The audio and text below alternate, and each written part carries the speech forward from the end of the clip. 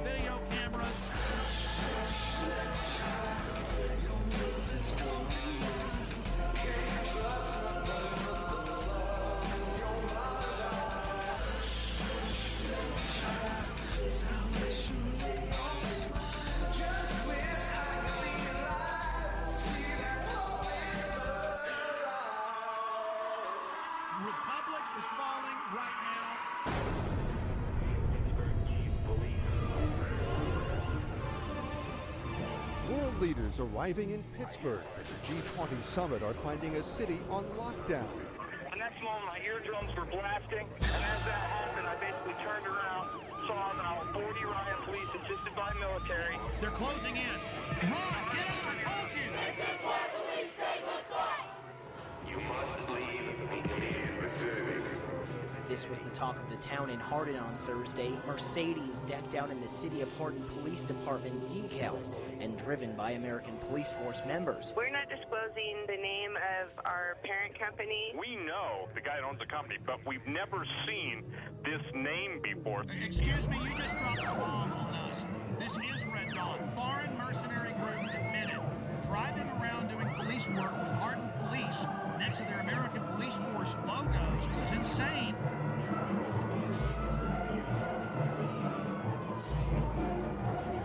Passengers describe a terror attack and the arrest of a suspect. So he's a controlled asset, and of course it's not a matter of failure to connect the dots. The FBI now has 5 versions of their story. Can you add how they were arming it in Yemen? That's now confirmed.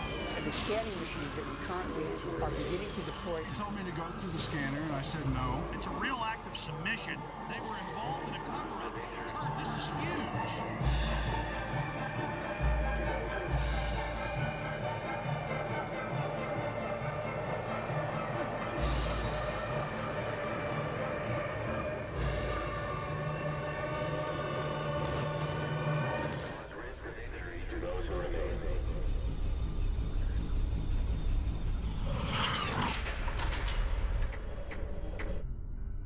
The Federal Emergency Management Agency coordinates the federal government's role in preparing for, preventing, mitigating the effects of, responding to, and recovering from all domestic disasters, whether natural or man-made, including acts of terror.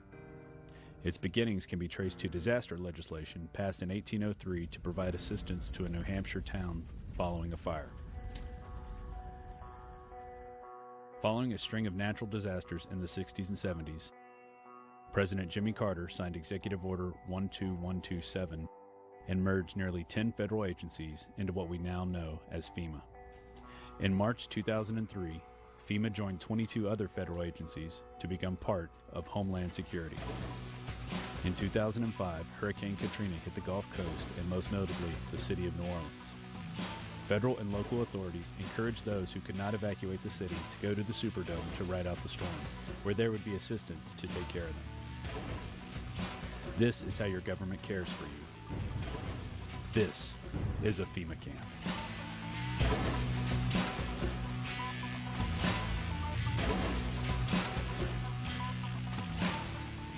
And that's all we're hearing about are the people in New Orleans. Those are the only ones that we're seeing on television are the scumbags who were left in New Orleans or who decided to stay in New Orleans, and they're getting all of the attention.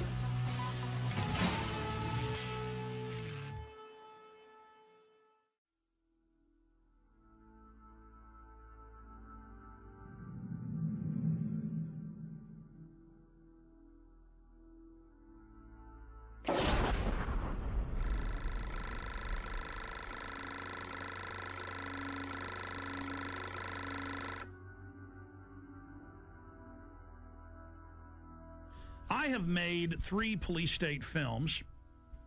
I have also, written books and news articles on the subject. And the problem is when you cover FEMA camps is there's so much evidence, so many congressional hearings, so many news articles, so many documents.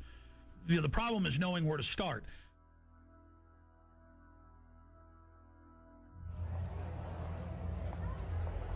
Executive orders.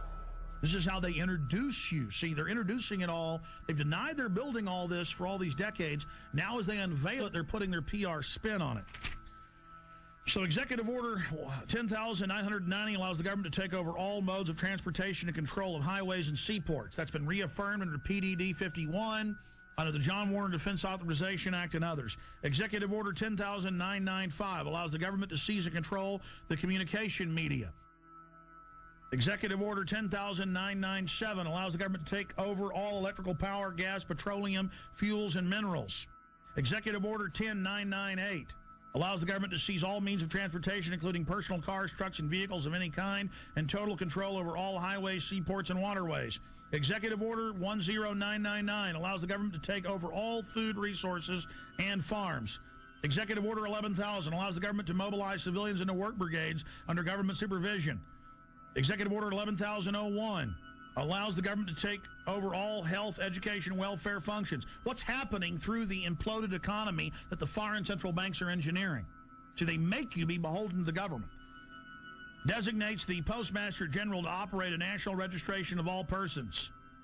That goes on through the Selective Service. Executive Order 11003 allows the government to take over all airports, aircraft, including commercial aircraft. Remember when they shut down all flights after 9/11? Executive Order 11004 allows the Housing and Finance Authority to relocate communities, build new housing with public funds, designate areas to be abandoned, and establish new locations for populations. Remember Louisiana, Mississippi, Katrina? Brownie, you're doing a heck of a job. The FEMA director is working 24 hours. Executive Order 11005 allows the government to take over all railroads, inland waterways, and public storage facilities. Executive Order 11,051 specifies the responsibility of the Office of Emergency Planning and gives authorization to put all executive orders into effect in times of increased international tensions and economic or financial crises. Executive Order 11,310 grants authority to the Department of Justice to enforce the plans set out in executive orders, to institute industrial support, to establish judicial and legislative liaison, to control all aliens, to operate penal and correctional institutions, and to advise and assist the president. So that's your FEMA camps.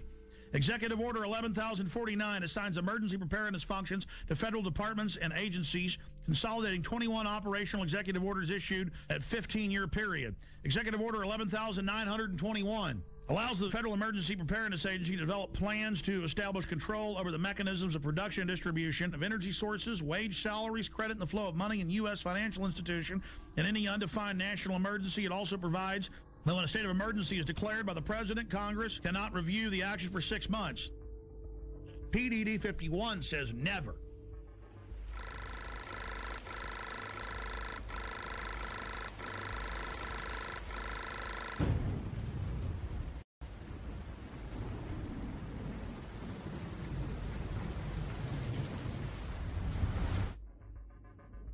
Up on screen are photocopies of the Miami Herald, and this goes back into the 1980s when they had congressional hearings dealing with shadow government and martial law. There's the headline, The Secret Government.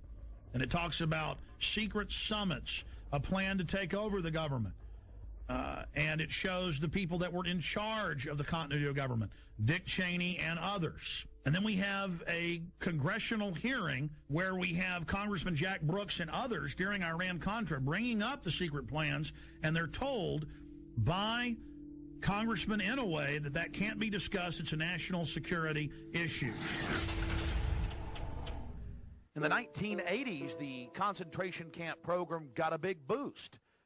Colonel North, in your work at the NSC, were you not assigned at one time to work on plans for the continuity of government in the event of a major disaster? Mr. Chairman. I believe that question touches upon a highly sensitive and classified area, so may I request that you not touch upon that, sir. I was particularly concerned, Mr. Chairman, because I read in Miami papers and several others that there had been a plan developed by that same agency, a contingency plan in the event of emergency that would suspend the American Constitution. And I was deeply concerned about it and wondered if that was the area in which he had worked. I believe that it was. May I most respectfully request that matter not be touched upon at this stage. If we wish to get into this, I'm certain arrangements can be made for an executive session. And tragically, the only member who got close was Jack Brooks, and he was stopped by the chairman.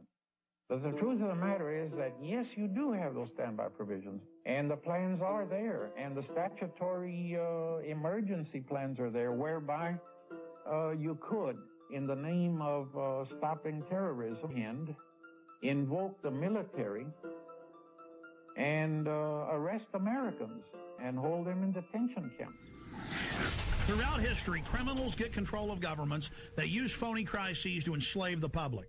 And they're taking your pension funds, they're taking your money, they're raising the taxes on you, they are going to squeeze the daylights out of us all, and that's why they're geared up for martial law and to take the media over, because this is quite a gamble by the establishment. You know, we should have grand juries indicting the bankers and having them turn states' evidence against each other, and this whole criminal shadow government, national security state should be exposed. Everything it's engineered, and bring in total tyranny and start arresting people for their speech. So it either goes into tyranny or into liberty. And believe me, folks, liberty is probably where it's going, because this tyranny is so horrible they've got planned.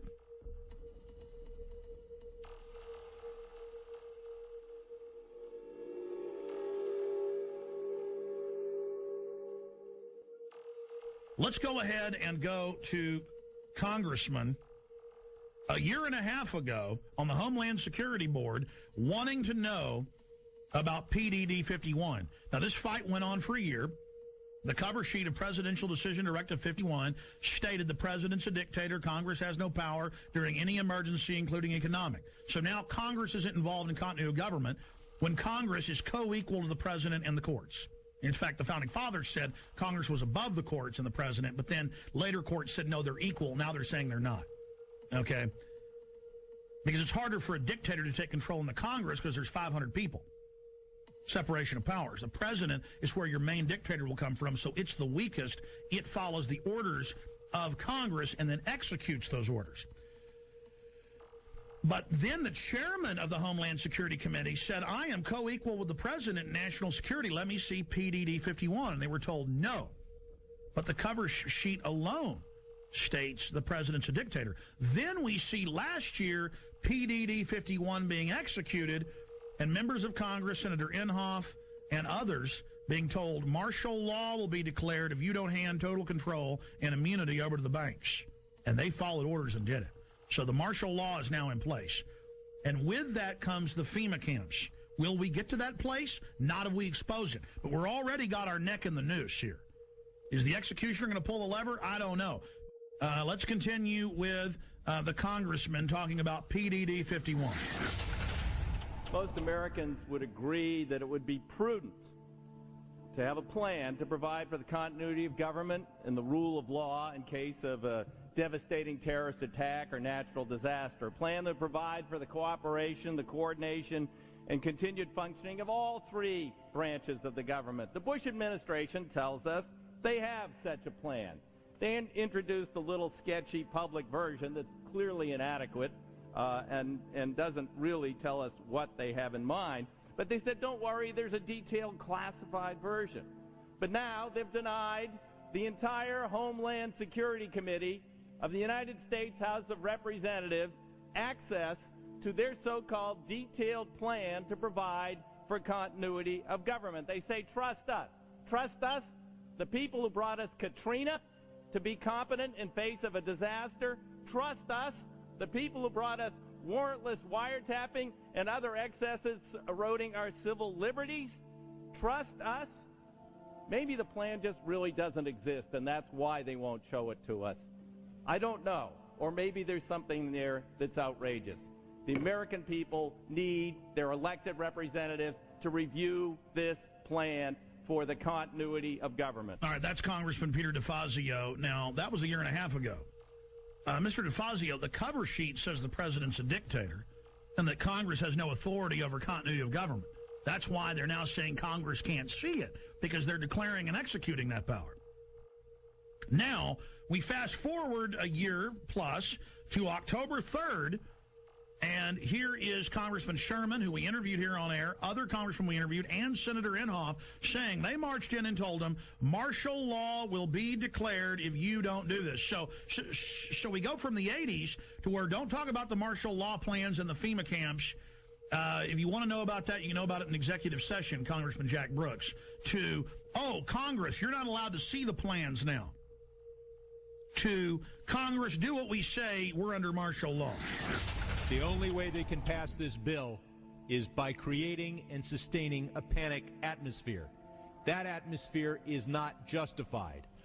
Many of us were told in private conversations that if we voted against this bill on Monday, that the sky would fall, the market would drop 2,000 or 3,000 points the first day, another couple thousand the second day, and a few members were even told that there would be martial law in America if we voted no.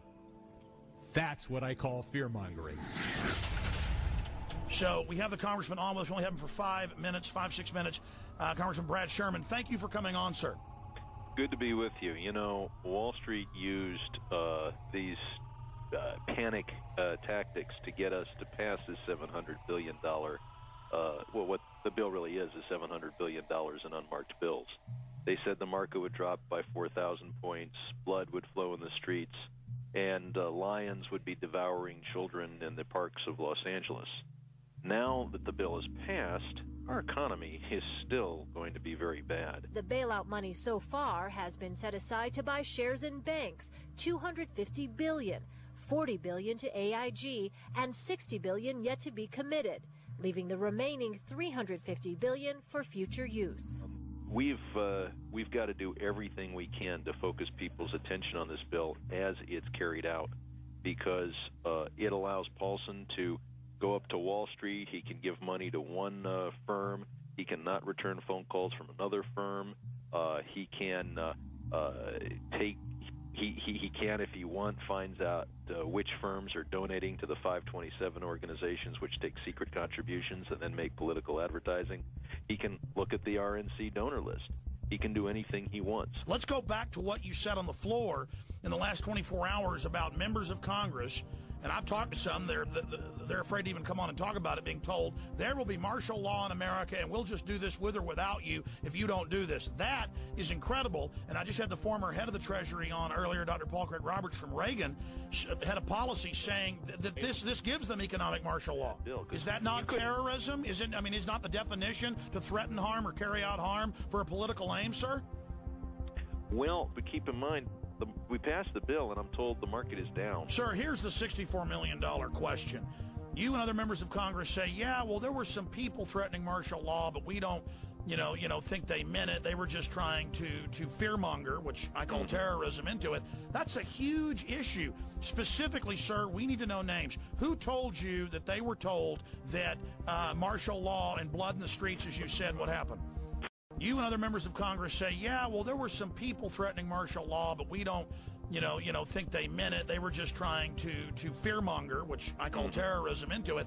That's a huge issue. Specifically, sir, we need to know names. Who told you that they were told that martial law and blood in the streets, as you said, would happen?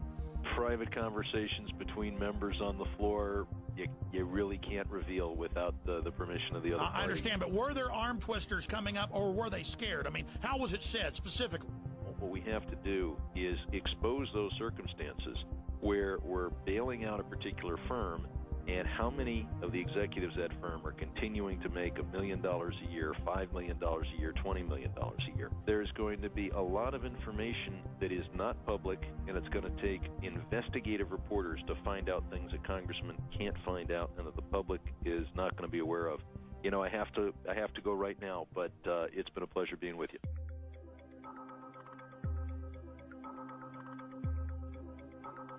Somebody in D.C. was feeding you guys quite a story prior to the bailout, a story that if we didn't do this, we were going to see something on the scale of the Depression. There were people that were talking about, martial law being instituted, civil unrest, all this kind of stuff. Who was feeding you this information? That's Henry Paulson. We had a conference call early on. It was on a Friday, I think a week and a half before the vote on October 1st. So it would have been the middle, 19th of September, we had a conference call.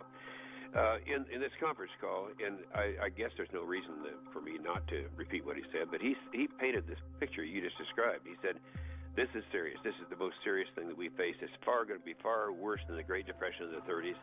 And all these things, he was very descriptive of exactly what would happen if we didn't buy out these toxic assets, which he abandoned the day after he got the money.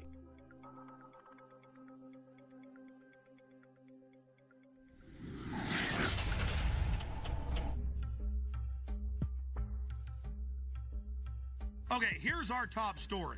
Obama signed this 7 days ago on January 11th, 2010. And I spent a few days reading over it, checking the U.S. Code, checking the laws that it mentions, and it ties into Presidential Decision Directive 51, signed by Bush. And remember, Congress wanted to get the full Presidential Decision Directive and accompanying executive order. Would be prudent to have a plan to provide for the continuity of government and the rule of law in case of a devastating terrorist attack. The Bush administration tells us they have such a plan. But now they've denied the entire Homeland Security Committee of the United States House of Representatives. And Bush declared national security and wouldn't even let Homeland Security Committee, which is supposedly co-equal with the president, wouldn't even let them have access to it. But the cover sheet stated that for any emergency, including economic, anywhere in the world, that the executive is over the legislative and judicial, over the courts, over the Congress, which is unconstitutional. It's supposed to have separation of powers. The people aren't supposed to be divided, what the government always tries to do.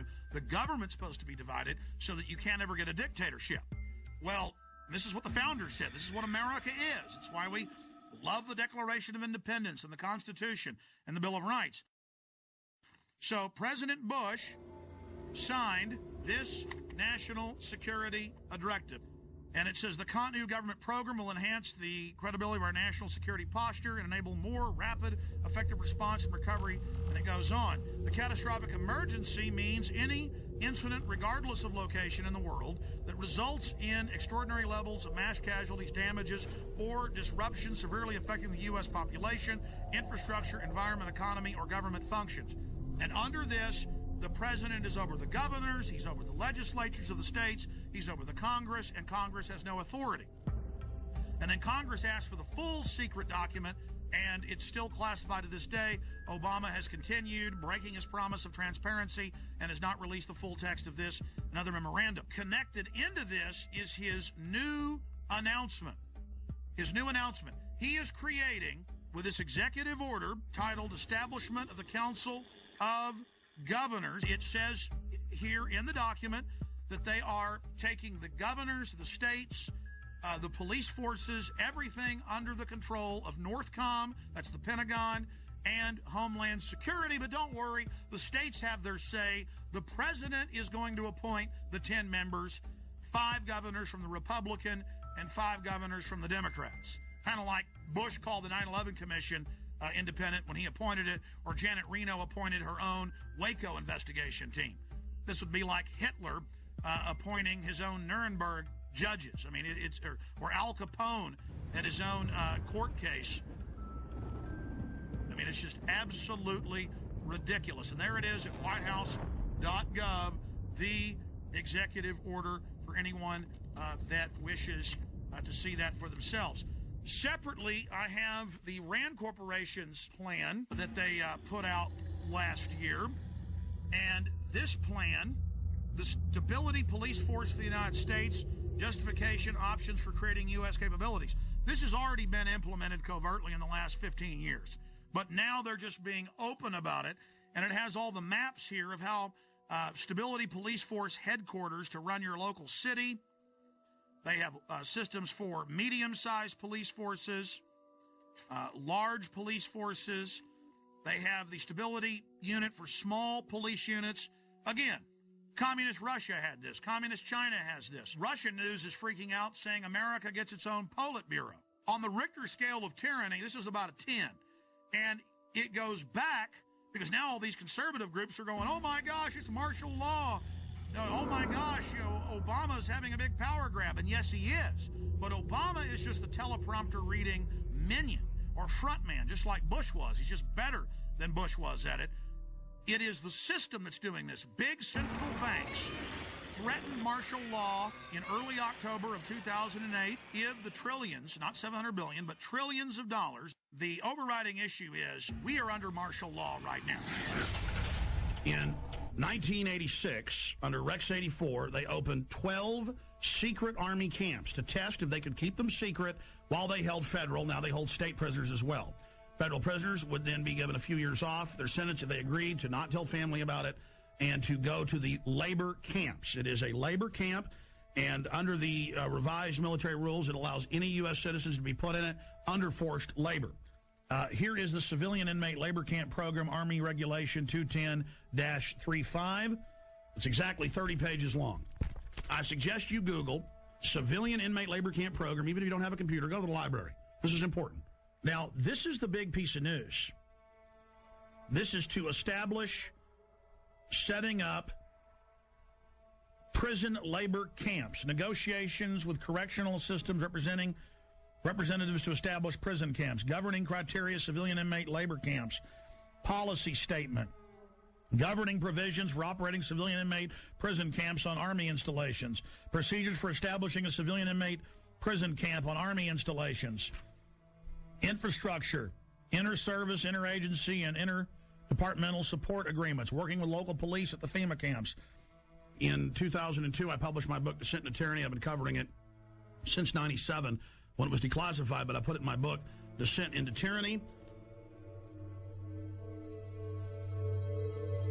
This sucker was set up in 1986 at 12 camps. It's since doubled to 24.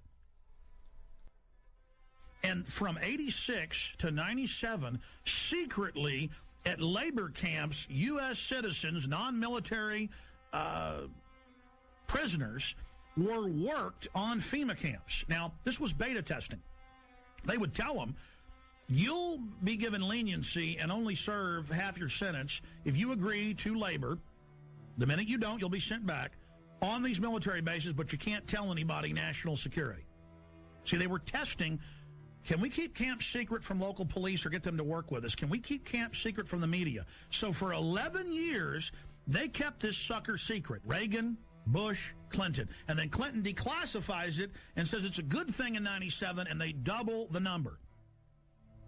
We had secret copies of this when I first got on air in about 95, 96, with just the cover sheet of it, and people made fun of us and didn't believe it. Then it was declassified. This is from Army.mil. So here it is, the big kahuna. This is just one section of these, training the troops, training the infrastructure, creating the larger cadres to expand the archipelago of gulags.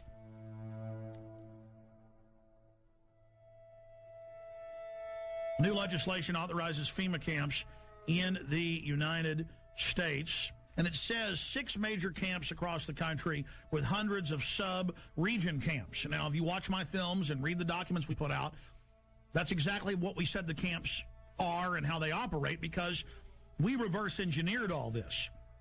The camps are already built. It's when they want to openly announce they're doing it that they then pass a law.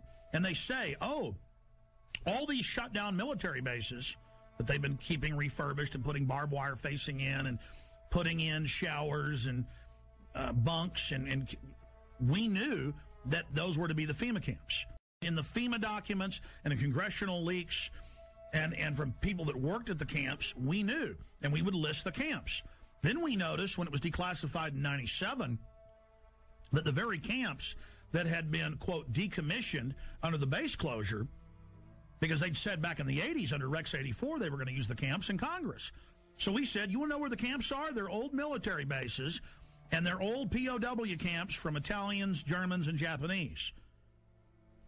Guess what's in here? Guess what's in the bill? They've reintroduced the National Compulsory Service under H.R. 1444. It says for mandatory national service. Defense Department announces civilian expeditionary workforce in Pentagon Directive 1404.10. It says management retains the authority to direct and assign civilian employees either voluntarily or involuntarily or on an unexpected basis to accomplish DOD mission. So, see, they're saying they're going to create a 7 million man. That was in the New York Times. The Congress said. I kept saying 1 million because Obama said as big as our army, as big as the military. That'd be 1 million people. They say 7 million now, and that they're going to draft you into this, and they'll decide, no more draft boards, if you stay here or if you go overseas.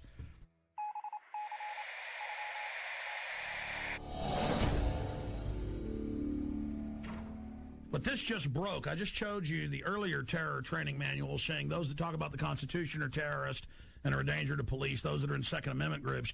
Here is the MIAC strategic report, and this is 2/2009, the modern militia movement. And they mix in here people that believe there's 9 FEMA regions, people that believe there's a NAPTA superhighway, and they show the official NAPTA superhighway map the government put out. Doesn't exist. Those that don't want RFID chips being planted with them, and they mix it in then with white supremacists and others, and they say, we want you to understand the terrorist symbols. It's don't tread on me flag of the Founding Fathers. You know, the flag of the Founding Fathers, all of it. We're going to go over this. This is amazing. They say in there that there is, no such thing as a New World Order banking takeover, as hundreds of newspapers a day say there will be a new bank of the world that you pay carbon taxes to.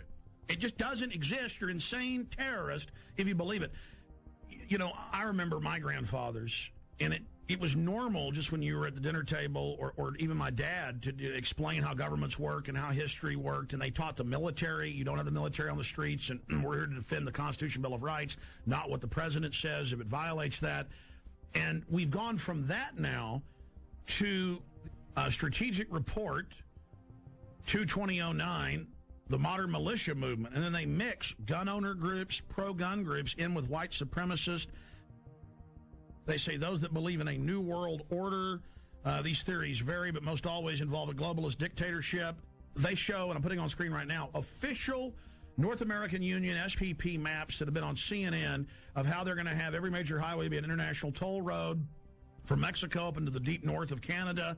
And they just say it doesn't exist. These people are insane. I mean, this is a high level of psyop, isn't it, Gerald Celente?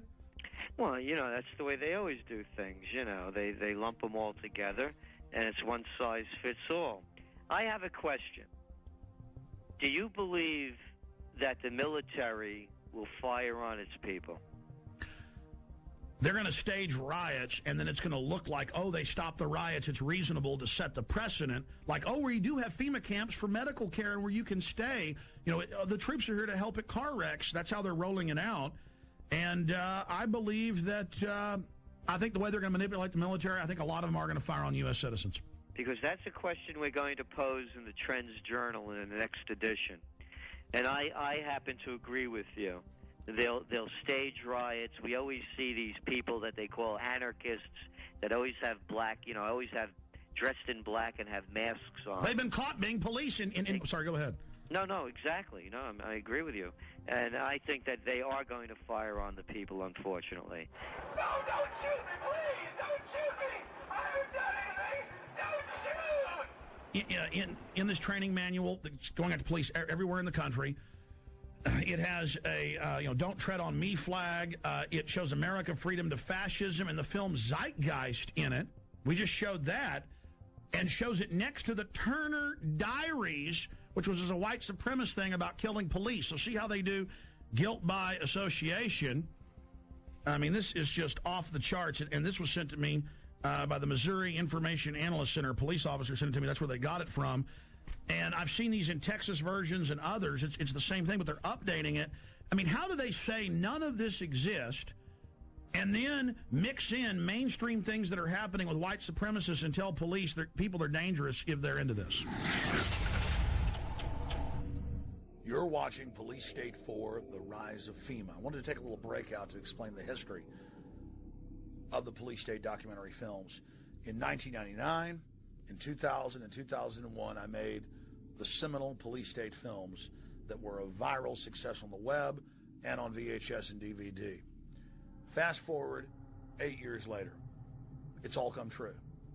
Not because I have a crystal ball, but because I'm looking at government documents, I'm looking at the facts, I'm looking at their own white papers.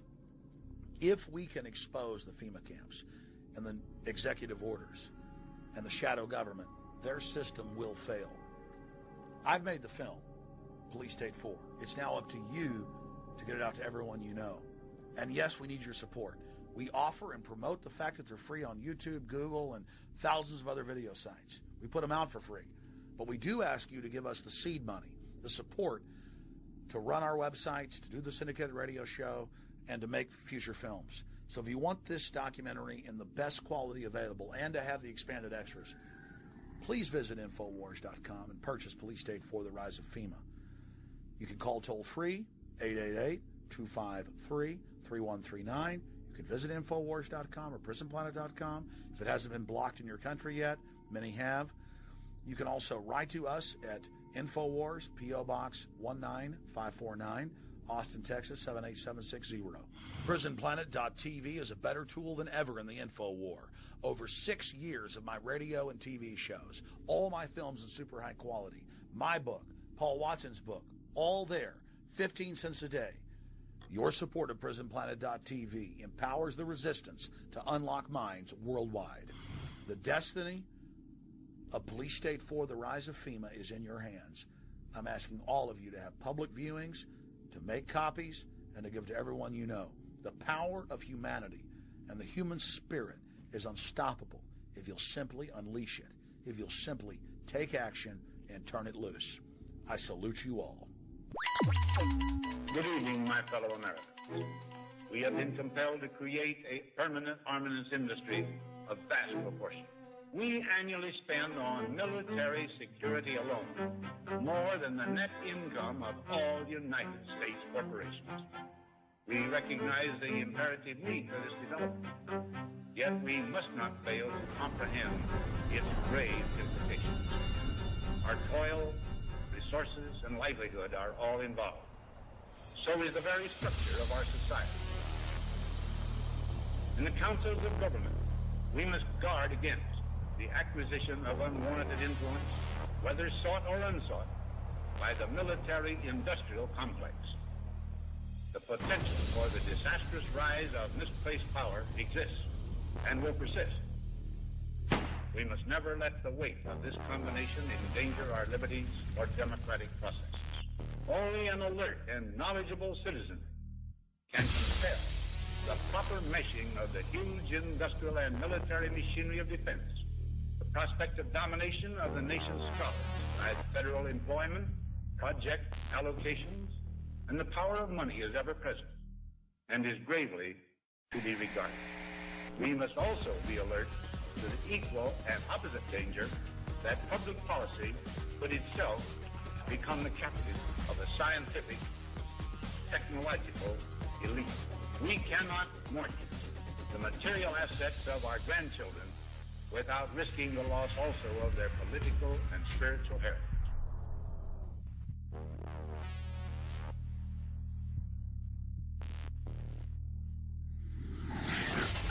Well, I think terrorism is being practiced on the residents of the city of Oakland because many of the retired teachers, retired military people have informed me that they understand what's going on, and it's not anything that relates to humanitarian training whatsoever. This is a psychological, as we in the research community say, this is a psyops. They're preparing people for what is coming, not what is being presented today. So you're saying they're preparing people to accept it with incrementalism? That is correct. Like the old frog example. You know, you put the frog in the water and you just gradually continue to raise the heat on the water until the frog is cooked. And that's the way it works. The problem is that the local people in general, just will not take their heads out of the sand. I'm going to tell everyone I can, listen, we have a serious problem. And it's called a police state. It's called a police state.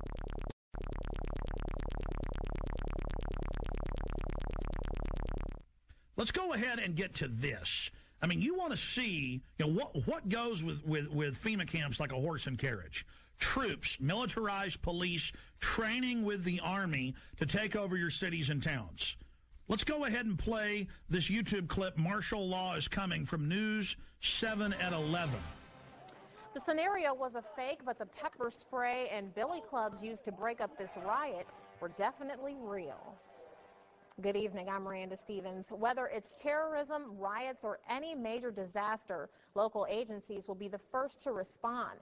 That's why Roanoke City wants its disaster training to be as real as possible. Jeremy Butterfield has more. It's supposed to look like a riot, and the scene at William Fleming High School had all the elements. I'm one of the rioters that the guard and the police force had to take down and arrest, and did very successfully. In this scenario, everyone has a role to play. The rioters were ready to fight back as Roanoke Police, Roanoke Fire, local National Guard troops, and members of the Virginia Defense Force secured perimeters and moved in to make the arrests. Prior to 9/11, these organizations couldn't communicate and did not work together. They worked to support each other, but not together. And with the recent events of the last 3 to 5 years, we've become very good at working together, which is very important. Of course, these weren't real rioters. The rebels in T-shirts were all members of one of the participating agencies, but you couldn't tell that during the exercise. If you weren't protected by an orange vest signifying you as an observer, you were in danger of being hit by eggs, bottles, billy clubs, or even the occasional well-placed round from a sniper. We try to make this very real, give a real feel to it. We had the fire department provided some live burning out here, so we had smoke, flames, objects being thrown, a lot of chaos. There's going to be a lot of chaos in a civil disturbance situation, and that's what we want to try to incorporate as much as possible. Teamwork plays a major role. Mountain Police had to coordinate with the fire department, while National Guard troops marched in formation toward the rioters. Without cooperation throughout all the agencies, the rioters would have quickly taken control. I think everybody learned a little bit. Mistakes are made, but we'd rather make those mistakes here than in a real situation. This was the 4th year the agencies have participated in this drill, and organizers say the old adage, practice makes perfect, certainly holds true in the face of disaster. And then, see, you talk about this, and mainstream writes articles about me like I'm crazy, making up troops and troop deployments when it's the Army Times, the Army War College. Hundreds of newspapers have announced it, and then I say, hey, that's tyranny, and they go, shut up, Jones doesn't exist. InfoWars story on illegal Tennessee checkpoint prompts action by governor. Friday, listeners pointed out local news saying the Army was going to be out, regular Army running checkpoints, searching citizens with police. The governor got called, our listeners called, The Whiteville Police Department had plans to conduct a seatbelt checkpoint on Saturday, April 4th at Highway 64 within the city limits of Whiteville. The checkpoint was planned to be in conjunction with Homeland Security and the 251st Military Police in Bolivar. After learning about this, I contacted Representative Johnny Shaw, who represents that area, ask you about this. Representative Shaw, you looked into this, and can you tell me what you've learned and where this stands now? I can. Actually, this has been canceled. Some calls were made to the governor's office about this on earlier today, this Friday, and of course the governor just simply said, I don't need another headache. It was a bad idea in the first place. I mean, during this climate and this day and time which we live, can you imagine the Army stopping you for a seatbelt check? You know. We'll follow up with you on that, sir, and find out what steps are taken to protect, to see that something like this the public is notified in the future. Definitely we will, because the public should have been notified if it was going to happen, and I'm going to make sure that I call all of the local authorities and ask them not to do this anymore, but if they should even attempt to make sure that they contact people like myself and make sure that people are notified as to what is going to happen. Representative John Shaw just joins us for a few minutes, representative from Tennessee, District 80. Sir, thank you for coming on with us. Sure, you're welcome. Thank you for having me, Alex. You bet. Now, we played the clip earlier of you on a local news station talking about Army checkpoints. The governor found out, thanks to you and others, and canceled it. Can you just, in a nutshell, tell us exactly, specifically what was going on? Yes, I can. First of all, I have got to check. Now, I don't have concrete facts, but I don't think the military has, first of all, any jurisdiction to be checking seatbelts. When you look at the fact of a military unit being out, your daughter, my wife, or someone driving through a roadblock with all of these local officials, the Army and everybody out there, I think it's just going to scare people to death. I think our local and state officials have the staff when needed to check seat belts, to do a seatbelt check without the Army getting involved. And I just don't think it's a good idea. Well, obviously, sir, I don't know if you've heard, but yes, it still violates posse comitatus. They haven't completely removed that 1878 law. We know in Mexico and communist China they have troops on the streets. This is a sign of a banana republic, of a third world police state, so that we don't want that. But the larger issue here is that they've announced Homeland Security wants to put 20,000 regular Army troops to patrol America. The Naval War College, the Army War College has said their new job will be engaging us, combat with the American people to stop an insurrection against the banks. So, A, are you aware of that? B, can you tell us specifically what units, why the Army was going to be out running checkpoints? Well, I got this news late on Friday, and when I got the news, I immediately jumped on it to try to call some local authorities that I knew first to see what was going on. And when I made the call, I found out at that point in time that the governor had already made the decision to cancel this, and which I was very proud of that. But I am not aware of Homeland Security doing this. I did hear that they would be involved in this roadblock issue on last Friday, but I am not aware of the other part of the question that you asked. Okay, specifically, though, when you talk to the local authorities, whose idea, where did it come from that regular Army is going to be out running checkpoints? I mean, a checkpoint is unconstitutional if you don't have warrants and it's random for the police to do. Now the Army? I mean, again, sir, this is suddenly happening everywhere. This is part of a larger plan. So we as detectives are asking you, any other little tidbits you've got about who was behind this?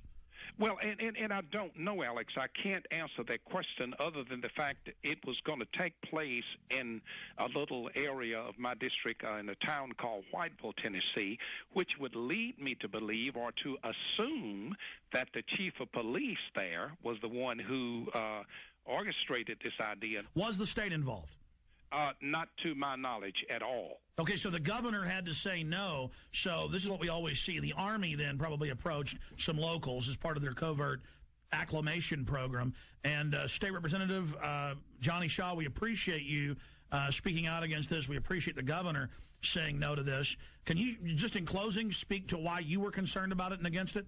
Well, again, I was concerned because I think in this economic climate, or in this climate that we are in, well, can you imagine your wife, your daughter, my wife or daughter, even son driving up to a checkpoint with Homeland Security, the military police, the state police, if they were involved, and then, of course, all of your local authorities? It's going to make someone think something bad has happened in the community, and I just don't think this is a good idea.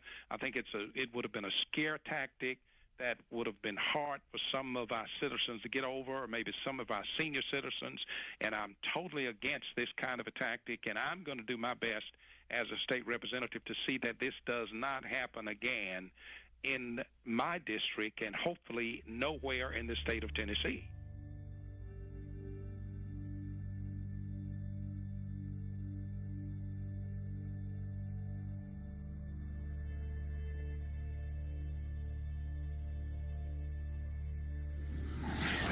Now, this is being done to acclimate the public so they don't panic when troops take over the city hall, the county, the state. This is high treason. And Obama has taken all these new powers that Bush claimed and has expanded them day one. And suddenly the left that was against it isn't saying a thing. So that's part of the preparation. Guardsmen to conduct urban training at Arcadia in April. This is going on scaled back now. It says in this article, going door to door, asking if they can search homes looking for weapons. And they practice raiding the local gun shop. And this is for domestic operations. Lieutenant Colonel, I really appreciate you coming on such short notice, sir. My pleasure. Thanks for the invitation. You bet. I saw this article out of the Daily Times Herald in Carroll, Iowa. Have you seen that? I sure have.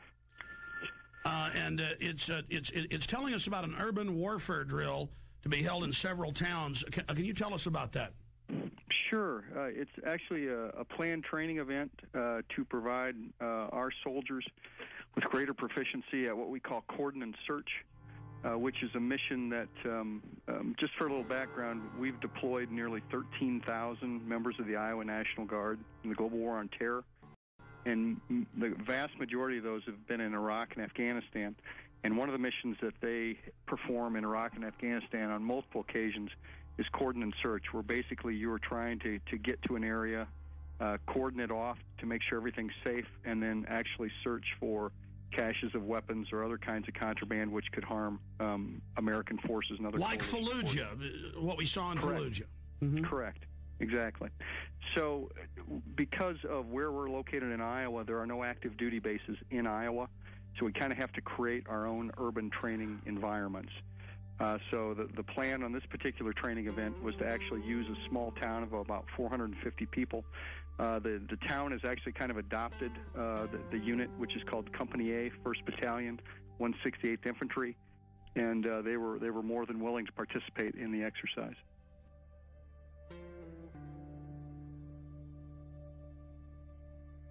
Going through this article, I mean, explaining exactly what they're going to do door to door with the houses, what the checkpoints are going to be simulating. Sure. When you're talking about coordinate search operations, you've got several different rings of security that you've got to provide in a particular area. And then it's important that people are treated respectfully as you go house to house, as you're looking for certain items, particularly in our experience in Afghanistan and Iraq, looking for weapon caches, whether those have AK-47s, RPGs, rocket-propelled grenades, that is, any kind of ammunition or any kind of improvised explosive devices, et cetera, et cetera. And our job, when we go on a coordinate search, is to locate those kinds of items. And then there might also be persons of interest that we're interested in that coalition forces want to talk to or apprehend. Well, let's just boil it down to this. I have video of Army and Marines with role players screaming, "I'm an American, please don't put me in the camp," and the military trying to confiscate their firearms. I mean, certainly you've heard the Army Times and the new directive from Secretary of Defense Robert Gates that they will use the National Guard under federal control for civil insurrection. Are you saying you're not aware of that? No, I'm certainly aware of that, absolutely. But I think you have to look at the role of the National Guard historically. Is that historically we are used in states for disasters overwhelmingly. And our job is to, number one, be ready for our mission federally, which is to go to war, and number two is to help our fellow citizens here in the United States of America. Those But are the Army things that we prepare for and train for. The Army War College 3 weeks ago issued a report saying they're shifting a lot of their focus to engaging the American people and directives on engagement with the American people under NORTHCOM. Well, you got to remember that the National Guard, 99% of the time, if you're talking about peacetime, belongs to the state in which they are located. Only on occasion do they become federalized. One of those examples, of course, is being mobilized and deployed to go to war or peacekeeping or other kinds of federalized missions. But other than that, the National Guard generally in peacetime belongs to the governor of that state. Well, you're pretty informed on all these issues. Obviously, you're right in the middle of it. Did you hear about the mainstream news articles about Marines in California and other places helping at DWI checkpoints with citizens? Would that violate posse comitatus? I'm not aware of that. With respect to active duty military, that's called Title 10 when you're on active duty, and they're not allowed to participate in certain kinds of operations under the Posse Comitatus Act. Does that sound like freedom to you all over the country to have the National Guard at big events like at the Kentucky Derby and the Super Bowl searching bags? Well, I think if you're talking about keeping Americans safe, it's our job to do whatever we can to help them with that. And if our job happens to be to detect weapons of mass destruction or other kinds of things that could harm a great deal of people, that's what we do. Now, here's your Pentagon Channel report. The Kentucky National Guard was part of the massive security force required for this weekend's Kentucky Derby. Officials say that 360 Guard members were on hand at Churchill Downs to help support law enforcement efforts for the first leg of horse racing's Triple Crown. Now, the troops took care of crowd and traffic control, provided 3 choppers and crews for aviation support. Officials at the track said that more than 150,000 fans turned out for the race. Police only had to make 44 arrests. International media, government staffers, and protesters. Thousands of them, all waiting for the G20 summit to begin. World leaders arriving in Pittsburgh for the G20 summit are finding a city on lockdown and already hit by violence. By order of the City of Pittsburgh Chief Police, I hereby declare this to be an unlawful assembly. I order all those assembled to immediately disperse. The G20 basically represent the largest nations which participate in the Western banking cartel, which I feel is behind a lot of the pain, anguish, and misery that exists in our world today. They would like to come up with one central bank for the world to replace the dollar standard, and also have international regulation, a massive expansion of the WTO regulations into the financial markets. You must leave the immediate vicinity. If you remain in this immediate vicinity, you will be in violation of the Pennsylvania Crimes Code, no matter what your purpose is. It's hard that it's setting up as like a us versus them when we're all in the same class. We're in it together, and they're protecting the interests of the world's billionaires. Anytime I've been on a march or anytime I've been arrested, it has been peaceful on our side. It's the state are the ones that cause the violence. You must leave. If you do not disperse, you may be arrested and or subject to other police action. Other police action may include actual physical removal, the use of riot control agents and or less lethal munitions. Ladies and gentlemen, this is breaking news. Do you know why my crew is not live with us right now, why they were out of contact? They are under sustained LRAD sound cannon attack. They rolled these out at tea parties in California and other places. First time I saw them was 2004 in New York. They have the National Guard engaging American citizens right now with deadly acoustic weapons that damage the middle ear. This is happening right now in Pittsburgh, Pennsylvania, while the G20 and mainstream news is getting rid of the dollar, bringing in world government against everybody right now. Listen, this is such a police state there that they tried to talk to the military and talk to a spokesman last night. Defense Link put a press release out, and they said, no, we're not going to talk to you, get out of here. Then they got their license number, had the police pose as Alamo rental car people from the county there, Allegheny County in Pennsylvania. They called them and said, your car's got no brakes, bring it in. And they said, well, we're in the cordon at G20, we're news reporters.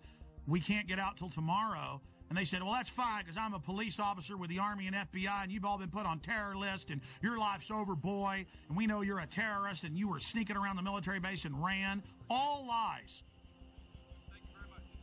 Okay, so I just went over. They're going to have a guy come out and talk to us, or they said they'll get us a number to contact.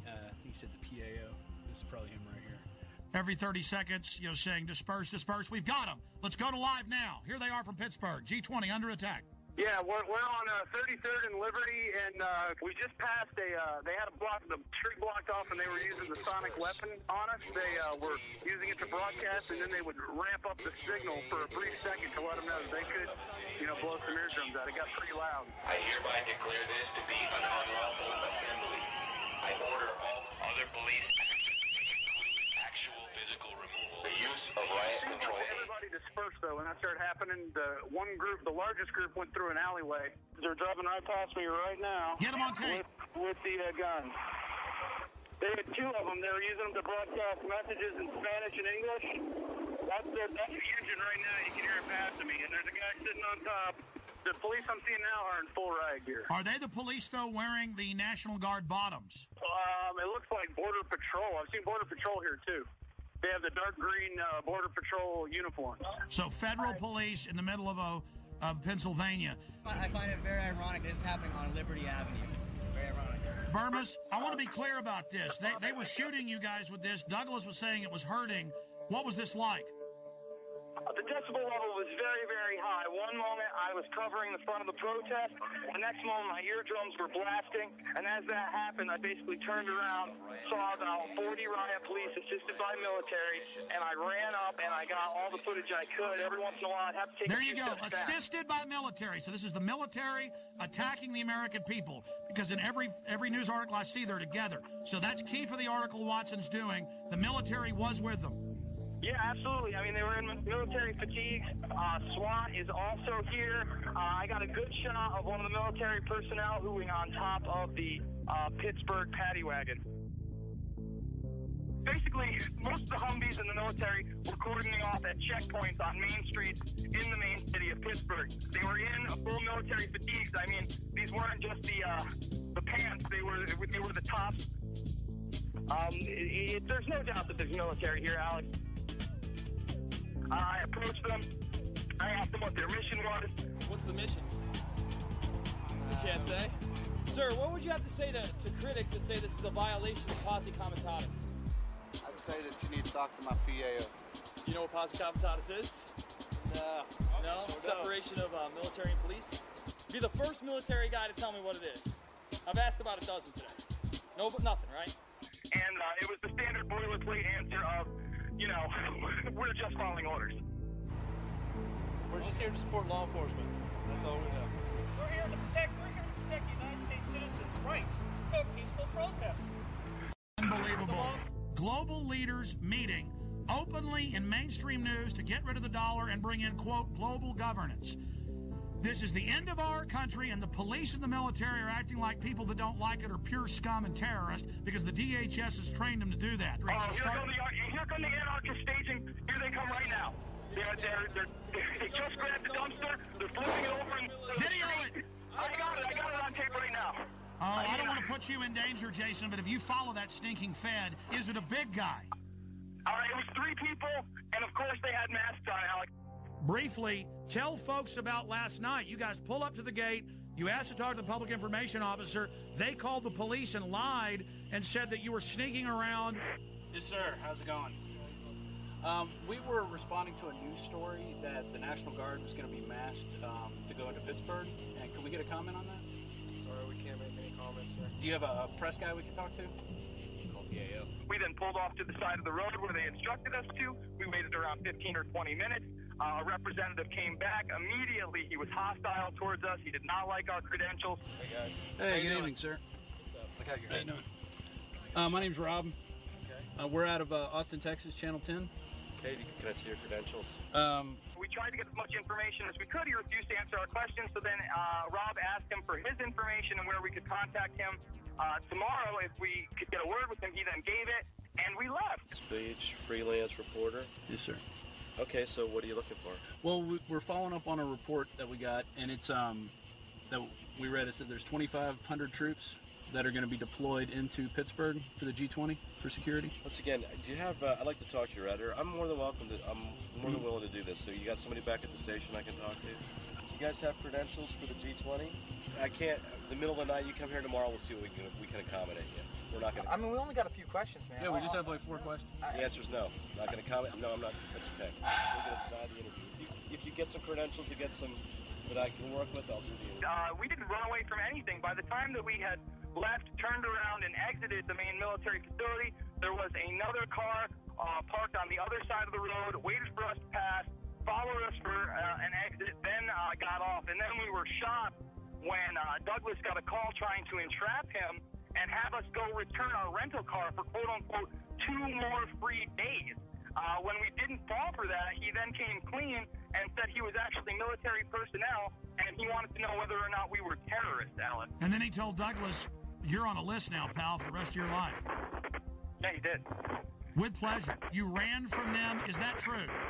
Absolutely not. Can I have your name and number so we can call you tomorrow? Sure. Okay. 17821. Chris Cleaver. All right, thank you. Okay. Thank you. I need all info warriors, anyone in the Northeast, anybody in the Midwest, to go to Pittsburgh now with video cameras. The troops are bought and paid for by offshore banks. Republic is falling right now. They are openly destroying our precious republic right now. They are openly bringing in martial law. They have troops deploying in every major city. This is just another beta test. We need everybody to go to Pittsburgh who loves this country. Come with cameras, radio host. Everybody needs to get there and needs to expose these people. And we need people to follow the anarchists. They're going to go back to military installations. It's happened in every case. We proved it in Denver. We proved it in Ottawa. We proved it in Seattle. We proved it in London. We proved it in Genoa. We prove it every time.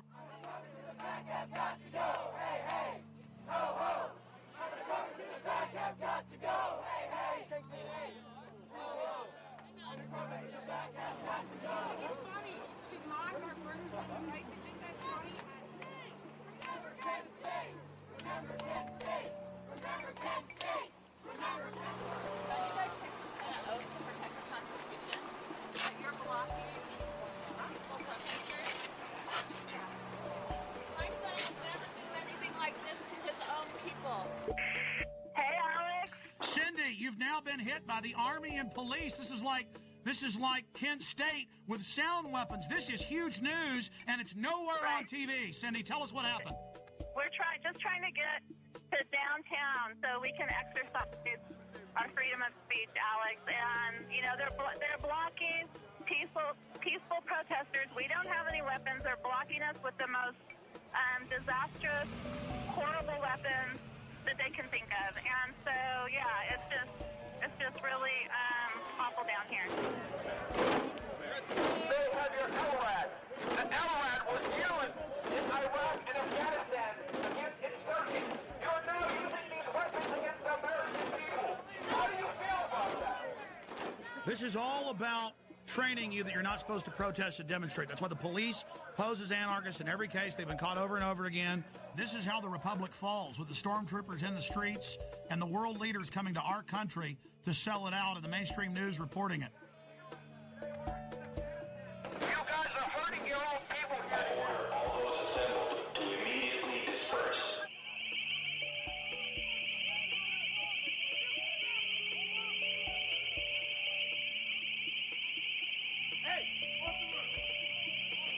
Cindy, did you know they're openly announcing the formation of a world government at this meeting? Yes, I know they are.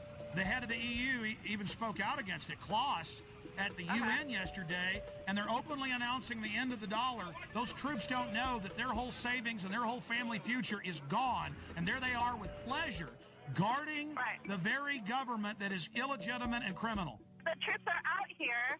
There are brothers and sisters, there are sons and daughters, and there are mothers and fathers, and they're turning their guns on us. They're turning their weapons on us, where we really should be marching to the G20 and arresting those guys. Here they come again with their LRAD, Alex.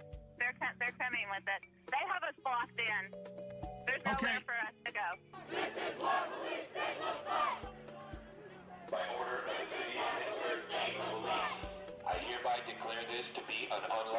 assembly. I order all those assembled to immediately disperse. You must leave the immediate vicinity. If you remain in this immediate vicinity, you will be in violation. Burmis, yes, sir. Did you say that the protesters are turned around because they're blocked in? Yes, they are blocked in. Run! Get out! I told you! Go down the side street, get the hell out of there, they're going to get you! Get out of there right now! By order of the Fema only, clear this area, or you are subject to arrest. Jason, are you there?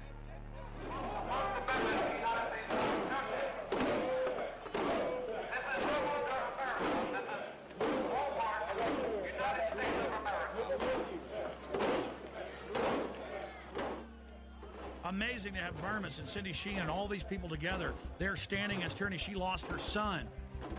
And the military will follow orders, and that's all this is. And there are the bankers openly setting up world government, bankrupting us by design. It's really happening. Well, here's the Examiner newspaper reporting on these sound weapons at the Tea Parties. It says both town halls took place without incident. However, the use of military device concerned San Diegans. The LRAD crowd control is primarily used in Iraq to control insurgents and can cause serious and lasting harm to humans. And they admit this. I mean, this is just outrageous. Other police action may include actual physical removal, the use of riot control agents and/or less lethal munitions, which could cause risk of injury to those who remain. You must leave.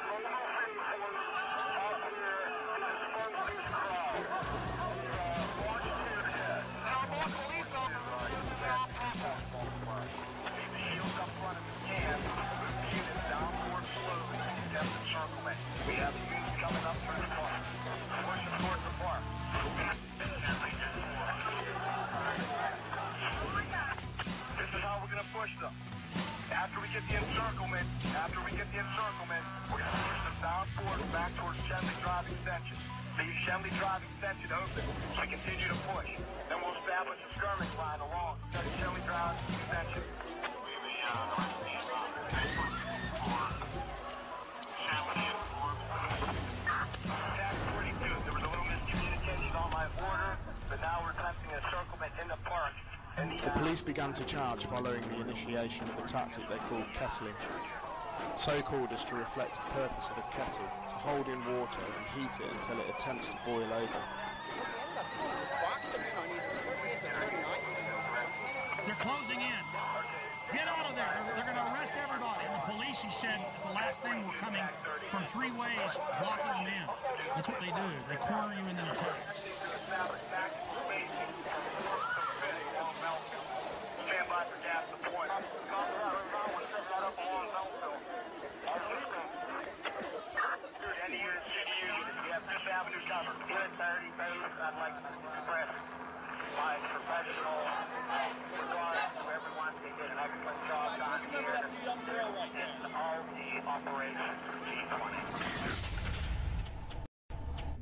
Now, let's go ahead and go over these articles. Brigade Homeland Tour starts October 1st. 3rd Infantry's 1st BCT trains for new dwell time mission. Helping people at home may become a permanent part of active Army.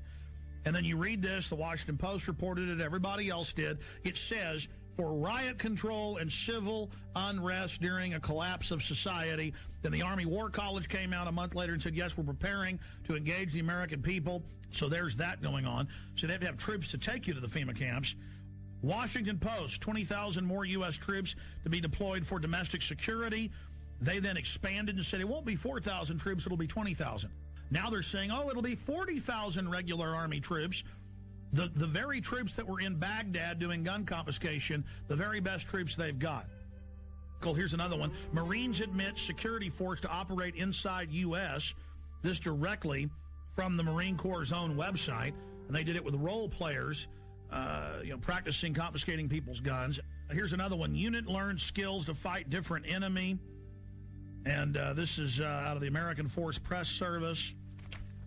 See, this is all part of acclimation. And then in a four-state area in the Midwest a few months ago, there was a report about the Army suddenly locking down parts of cities and doing... And then the disgraced Governor Blagojevich announced about 5 months ago, before he had that big scandal, and we played the newscast here where he said we're going to have the Army go door to door confiscating guns in Illinois. And then we have the first time the Army got called into New Orleans, going to the high and dry areas with the police and FBI. All the weapons will be taken. No one will be allowed to be armed. And then putting people in handcuffs that had guns, taking their guns. Today in New Orleans, they got a lot tougher on the holdouts. Police department, anyone home? Not only the flooded areas, but New Orleans' driest and wealthiest neighborhoods, too. Police department! The police and National Guard going street by street, house to house. We need to make sure, too, that whenever we knock on doors, people refuse to leave. We need to make note, call it in. They say there are no orders to use force, just strong persuasion, sometimes entering open houses with guns drawn, and instructions to disarm anyone inside. You said guns will be taken? And no one will be able to be armed. We will take all weapons. That happened today in this wealthy neighborhood where homeowners had armed themselves to protect their mansions. Residents were handcuffed on the ground. In the end, police took their weapons but let them stay in their homes. They were a little bit threatened because our weapons were bigger than their weapons. For many of the police and guard troops, it is an uncomfortable job to do this in an American city. This guard unit occupied a church, using it as a base camp. They had to leave a note because they could not get hold of the pastor to get permission. It is surreal. Yeah, you never expect to do this in your own country. Chris Montgomery says he'd rather be in Iraq than patrolling American neighborhoods. Walking up and down these streets, you don't want to think about the stuff that you're gonna have to do. Somebody pops around the corner. Be shooting in America. Yeah. I mean, that's on record. That happened. This is what they're training for. This is what they do the first chance they get. Stop living in denial. Attention, attention, attention. American forces are here to help. Remain calm. We will not tolerate civil disobedience.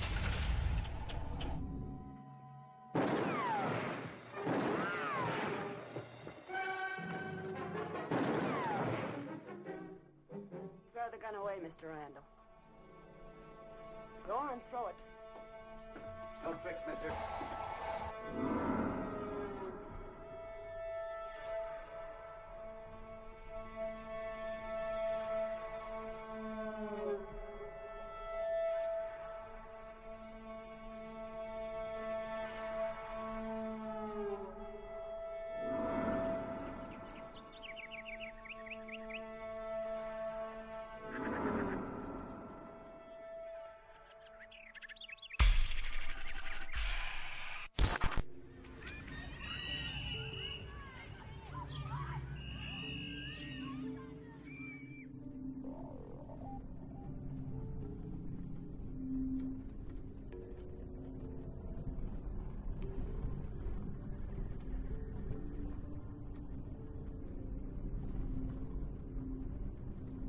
This is the poorest county in Montana, and the $27 million prison has turned into a white elephant. Because there are no prisoners, Glenn and Ray Perkins got laid off after moving to Hardin to take guard jobs.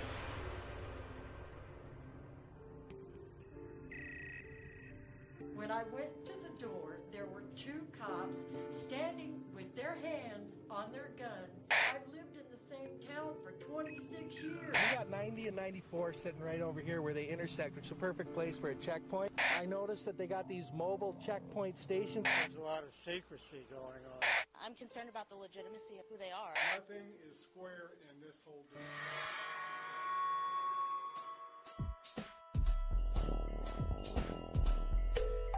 I cannot let my grandchild grow up in this kind of thing.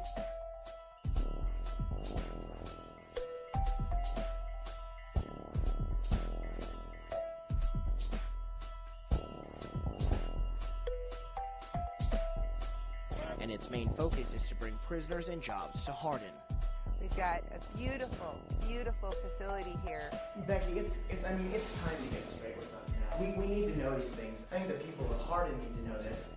Becky, here for her pay package, I don't know what she made as a reporter for the Gazette, but I know it wasn't much. But here, she's getting paid $60,000 a year, plus a house, plus a Mercedes. I don't understand who this company is and why they... Follow the money. Where were they 2 years ago? Follow the money. That's all I have to say. Where were they before the ground broke? Follow the money. And its main focus is to bring prisoners and jobs to Hardin. Think it's mysterious at all? It probably is to those that don't know what's going on. Carrie Smith is the wife of Two Rivers Authority Executive Director Greg Smith, who was recently placed on administrative leave. Well, members of the American Police Force showed up in Hardin yesterday, driving vehicles with Hardin Police written on them. As Color 8's Nick Law reports, it created quite a stir, especially because Hardin doesn't have a city police department. This was the talk of the town in Hardin on Thursday. Mercedes decked out in the City of Hardin Police Department decals and driven by American Police Force members. Two Rivers Authority officials say having APF patrol the streets was never part of their agenda.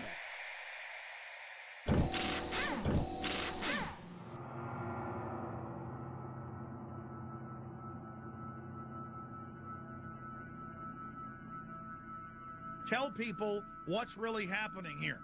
Well, first of all, Alex, around the country, and it's not just in Montana, but specific areas are being identified as staging grounds. And just recently, we had 12 Tajikistan troops on BMWs. These are the same BMWs that you and I talked about meeting. And by the way, the UN admits their main force is Tajikistan, Uzbekistan, and Egyptian and Pakistani. That's their main UN force. Well, Steve, we know in Serbia they've had black sites, the secret ghost sites with the kidnap, snatch and grab people. Absolutely. We know that they're in Tajikistan, Uzbekistan, Pakistan. We know they're in Egypt. We know they're in Germany. We know they're in Poland. We know they're in the Czech Republic. We also know that they are in other areas. And so this fits the classic MO where they use these private ghost contractors to run this.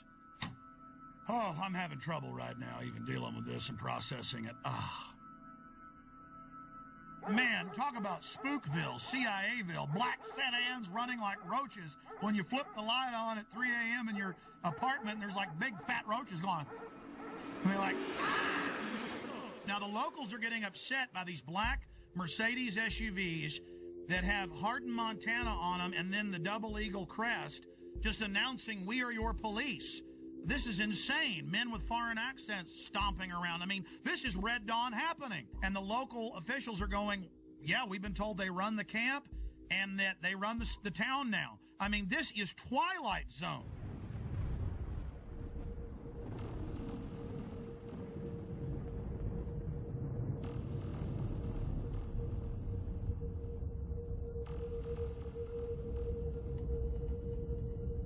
We're going to go to phone calls here in just a moment. Let's talk to Diane in Montana. Diane in Montana, where this is going on. But as Steve said, it's happening everywhere. Diane, what's your info? Okay, September 9th, we had a small incident where there was a bunch of SUVs, black Hummers, you name it. It was all there. They even brought a helicopter in. It was 4 miles from my home. So when we went to check it out, they were all over climbing the mountains in camo, dressed up. They were armed, and they said they were just doing a training exercise. Called the sheriff's office, and we got the same story. It's just FBI training, but it was Fema, right in Superior. And we're probably about maybe 4,000 population. What did the locals think, and how many FBI FEMA troops were there? Okay, there were 6 vehicles when my husband went right by them. He called back and said, lock down. I don't know what's going on, if there's escaped prisoners or what. Same time, helicopter came through, right overhead. Called his secretary who was coming in on I-90, told her to check that area out and look at it, and that's when she saw all the camo guys all over the mountainside just crawling up. Asked around town, people didn't think anything about it.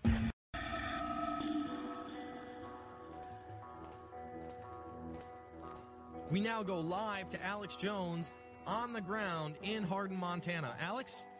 Okay, we just got a tour from Becky Shea, the former Billings Gazette reporter that's now the PR spokesperson for this facility for American Police Force. She admitted that it'll be a foreign paramilitary mercenary training facility. She admitted that it's going to be a detention facility. The point is this is just off the charts. They're now doing massive damage control. They're about to give us a tour of the outside of the facility. I just got a tour of only one wing of this gigantic $27 million facility. They would not let us into most of the areas. Just while I was in some of the offices, I saw blueprints, I saw documents. I'm just going to leave it at that. But this story is definitely the mother lode. This is definitely a black site / ghost site in the United States. They plan to have this be a ghost site, but locals blew the whistle. They were definitely going to try to become the police through the Two Rivers Authority, basically taking over the town of Hardin. This individual is tied in with high-powered Serb operatives. His dad is some type of high-ranking Serb, Chatar, but he won't give anybody else his name. Then you have this Hilton character. Again, that's a fake name. He's Serbian.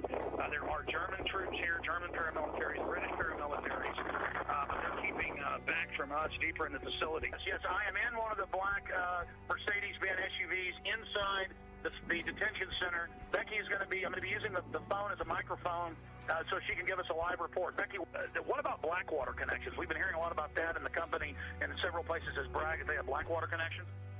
I've heard so many names that it's just absolutely phenomenal to me. We're not disclosing the name of our parent company, and that's it. We're not disclosing the name of our parent company. We stand alone. Oh, there's a parent company. Well, there is a parent company of American Police Force. There is an umbrella company. American Police Force stands alone as a corporation, and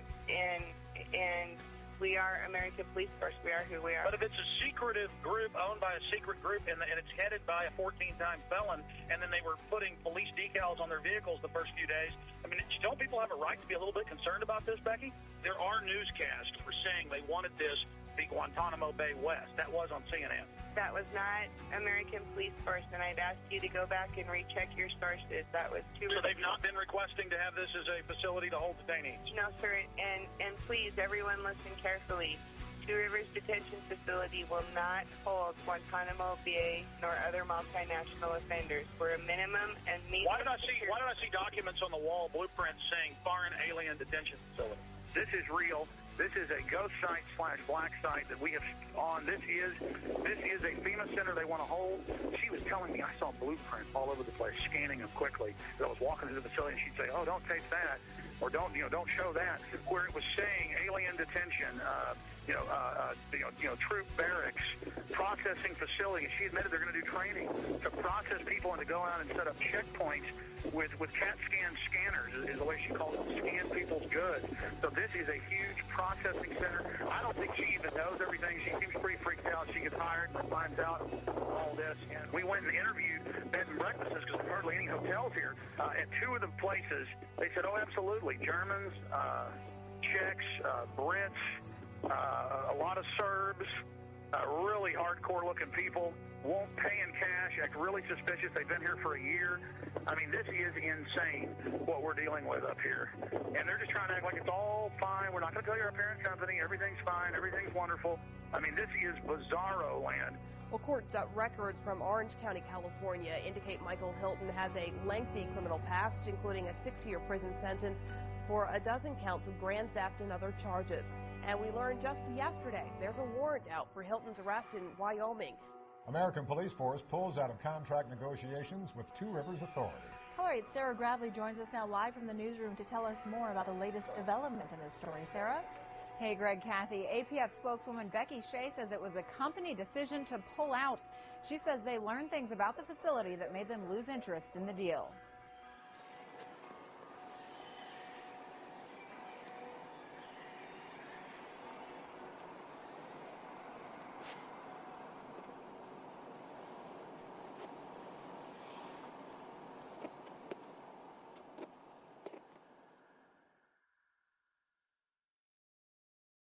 Interrupt our regular program schedule for a special report. Here is Wall Street Journal. KBR awarded Homeland Security contract worth up to $385 million to build 3 1 million person FEMA camps in the United States. It says the ICE detention and removal operations program can be used for illegal aliens and for U.S. citizens and for other emergencies. Here's the New York Times. Halliburton subsidiary gets contract to add temporary immigration detention centers. Just like under Rex 84, the documents came out in the 80s.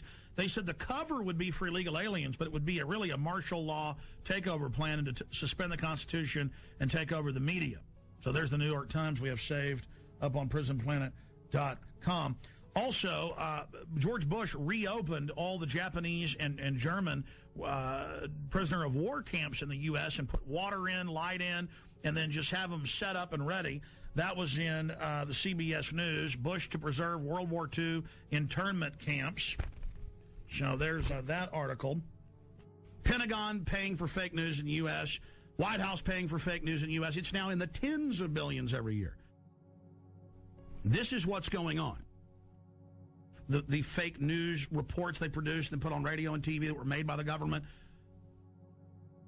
I've had Congress people on talking about how it's illegal, the fake news. All of this is being done. Fake polls, everything. How are they preparing the public? When I saw this at the time, I saw Tommy Franks and Cigar Aficionado.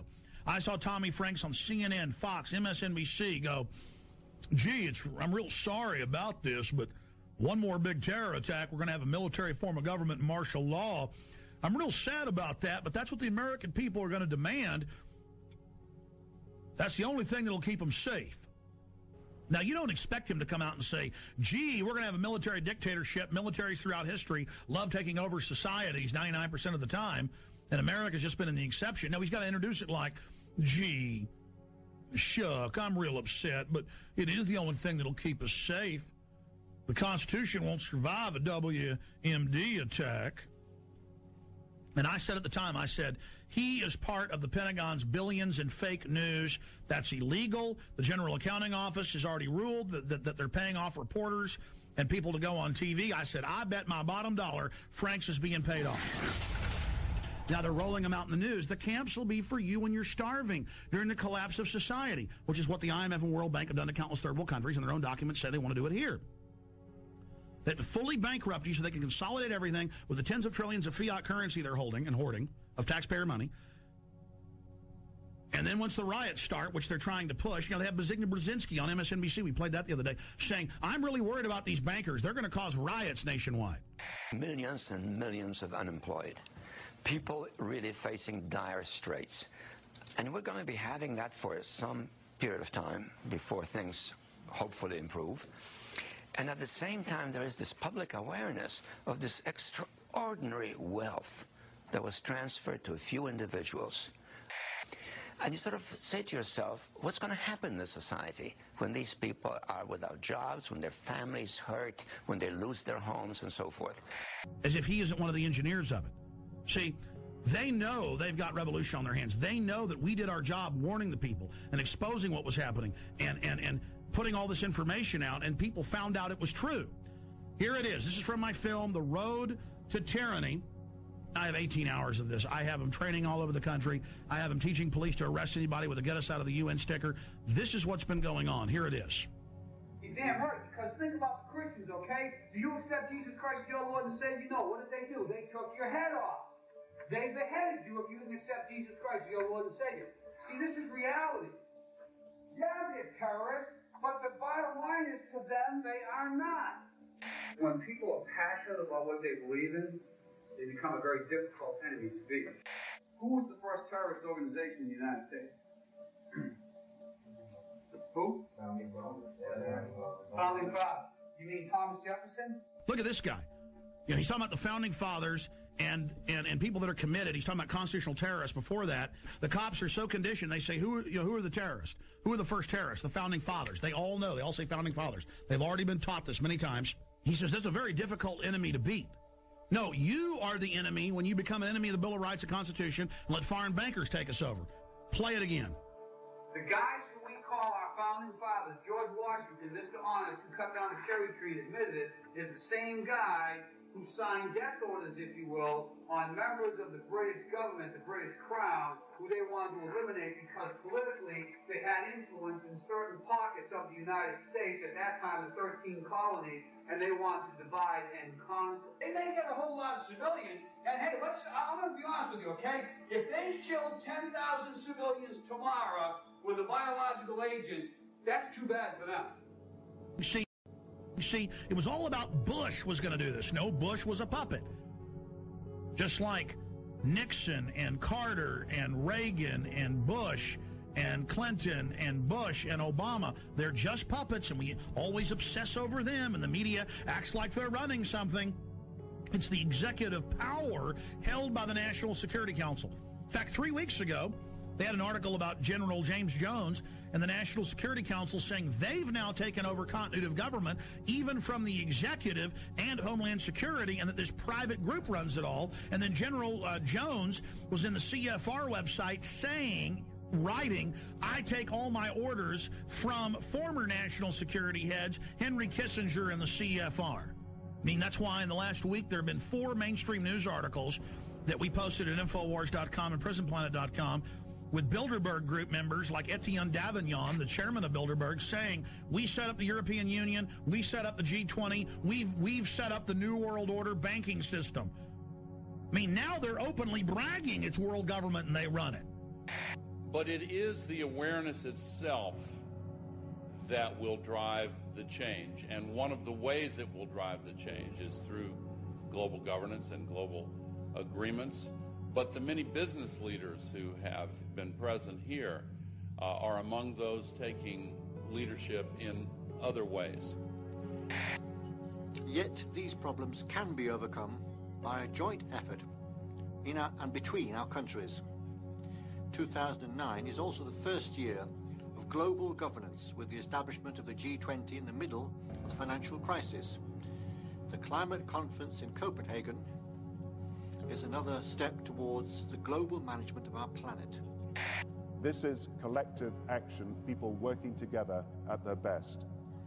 I think a new world order is emerging, and with it the foundations of a new and progressive era of international cooperation. And then if I dare talk about it, they go, oh, shut up, Jones. You crazy nut. None of that exists. And if you talk about it, you're going to cause violence. Just give in to the New World Order, roll over to it, hand your guns in. Let's start with the airport adventures, which they now admit are going nationwide with the Viper teams at bus stops, train stops, the streets, shopping malls, random vans, sending you through body scanners, biometrically scanning 360 your naked body. Now, I've seen more in-depth images by the actual companies where they can zoom in on pores.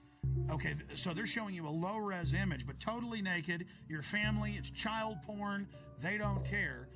Now, if you take a picture of your 2-year-old daughter in diapers, and this made ABC News and CNN, the children's bottoms weren't even seen, but because the children had towels around them hugging.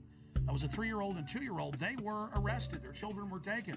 So that's things that aren't bad are called bad. But then the government recording your naked wife, you, your children, and now they're going in at all major airports, 214, and there people in Houston are being forced through them, but people are refusing and saying, no, you perverts, you're not going to do that. So Aaron Dykes and Rob Dew, back from 6 days of adventure with the police state in Canada and the U.S., tell us what happened.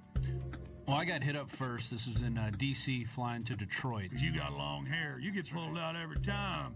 Some kind of Al-Qaeda. But Aaron was already through security, and I walked through, and they go, oh, sir, can you step in here? And I said, so what's that? And they said, oh, this is our RFID scanner. And I said, no, I'm not going in there. And what do you mean? And I said, I'm not going in there.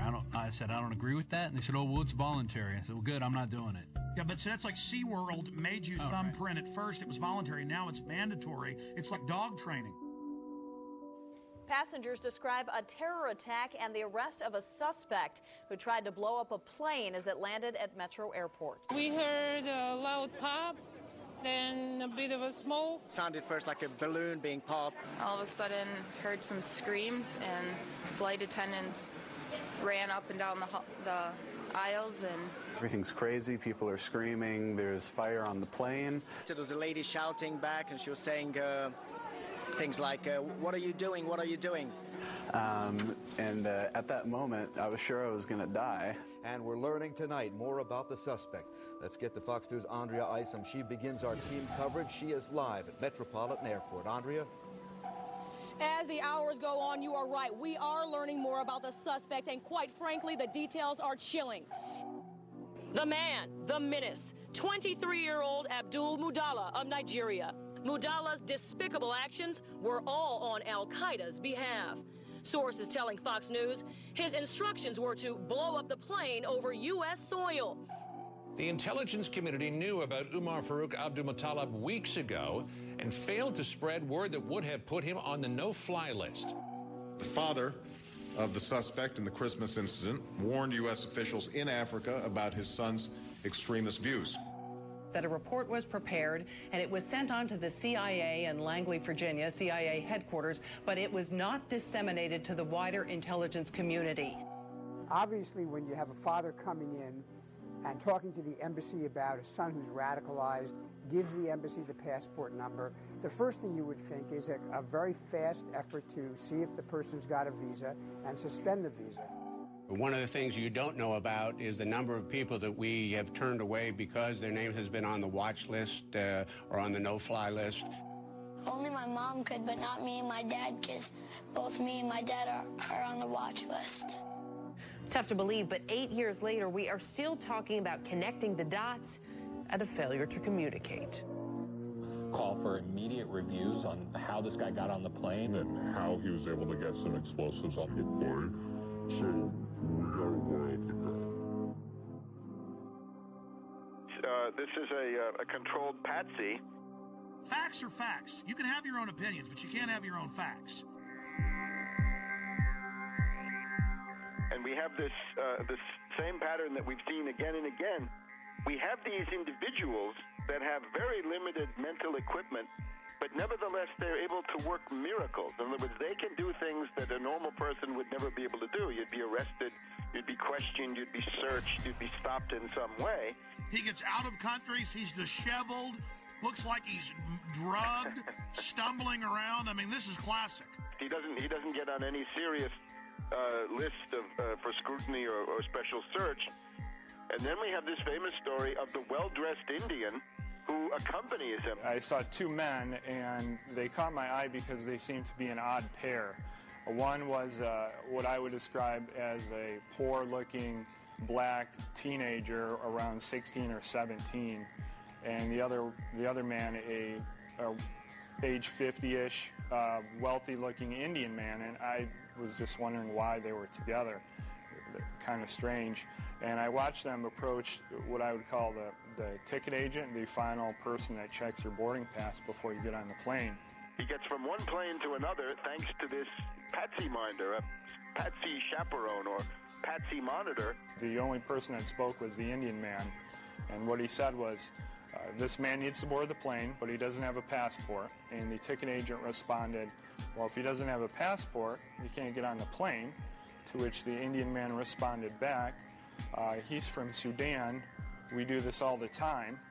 And the ticket agent said, well, then you'll have to go and talk to my manager. And she directed them down a hallway. And that was the last time that I saw the Indian man, and the black man I didn't see again until he tried to blow up our plane. Then I'd be interested to see, is there a passport? Won't the FBI please show us a passport if there is one? They won't release the videos from Amsterdam. I mean, this is suspicious. Oh, yes. I think it's beyond suspicious. It's a clear case of a patsy. So he's a controlled asset. And, of course, it's not a matter of failure to connect the dots. We're hearing all about the unconnected dots. No, this is the desired outcome. Let me just point out a couple of other things here.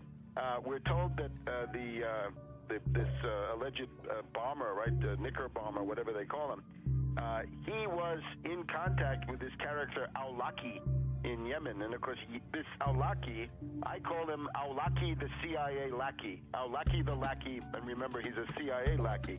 He's a double agent, a triple agent, if you want. He is used as a kind of beacon to recruit patsies across the world, and they can always sheep dip somebody like Major Hassan. If they want to say, you're linked to Al-Qaeda, they just have you exchange a few emails with this Awlaki, and that's what he's good for, right? He goes back to 9/11 and Hani Hanjour. So this guy is he's a U.S. agent under whatever layers of garb that he's got. The other thing is, how was this young patsy Omar Farouk Muttalib, how is he radicalized? And I think we're getting some pretty good indications that it's this Brixton Mosque, Finsbury Mosque axis in London, the school for patsies, the British patsy Which, by factory. the way, 6 months ago, I remember it, you predicted we'd see plane bombings out of that mosque. This is not so hard to do. Remember Richard Reed, mentally retarded vagrant who was sleeping on the floor of Brixton Mosque, I think.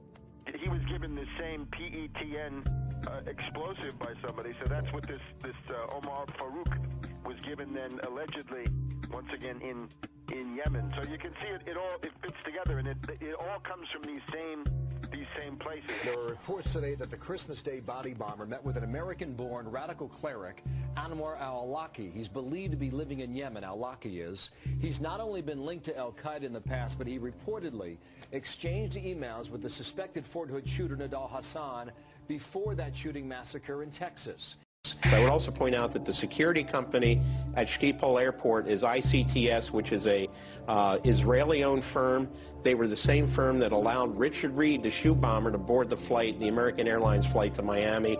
Same explosive material was found in his shoes as was found in Mr. Muttalib's underwear. They ignored the threats on purpose. Obviously, this, we had a lot of people sitting at home over the Christmas holidays, families gathered around a television set. Another terror attack, huge problems for travel now.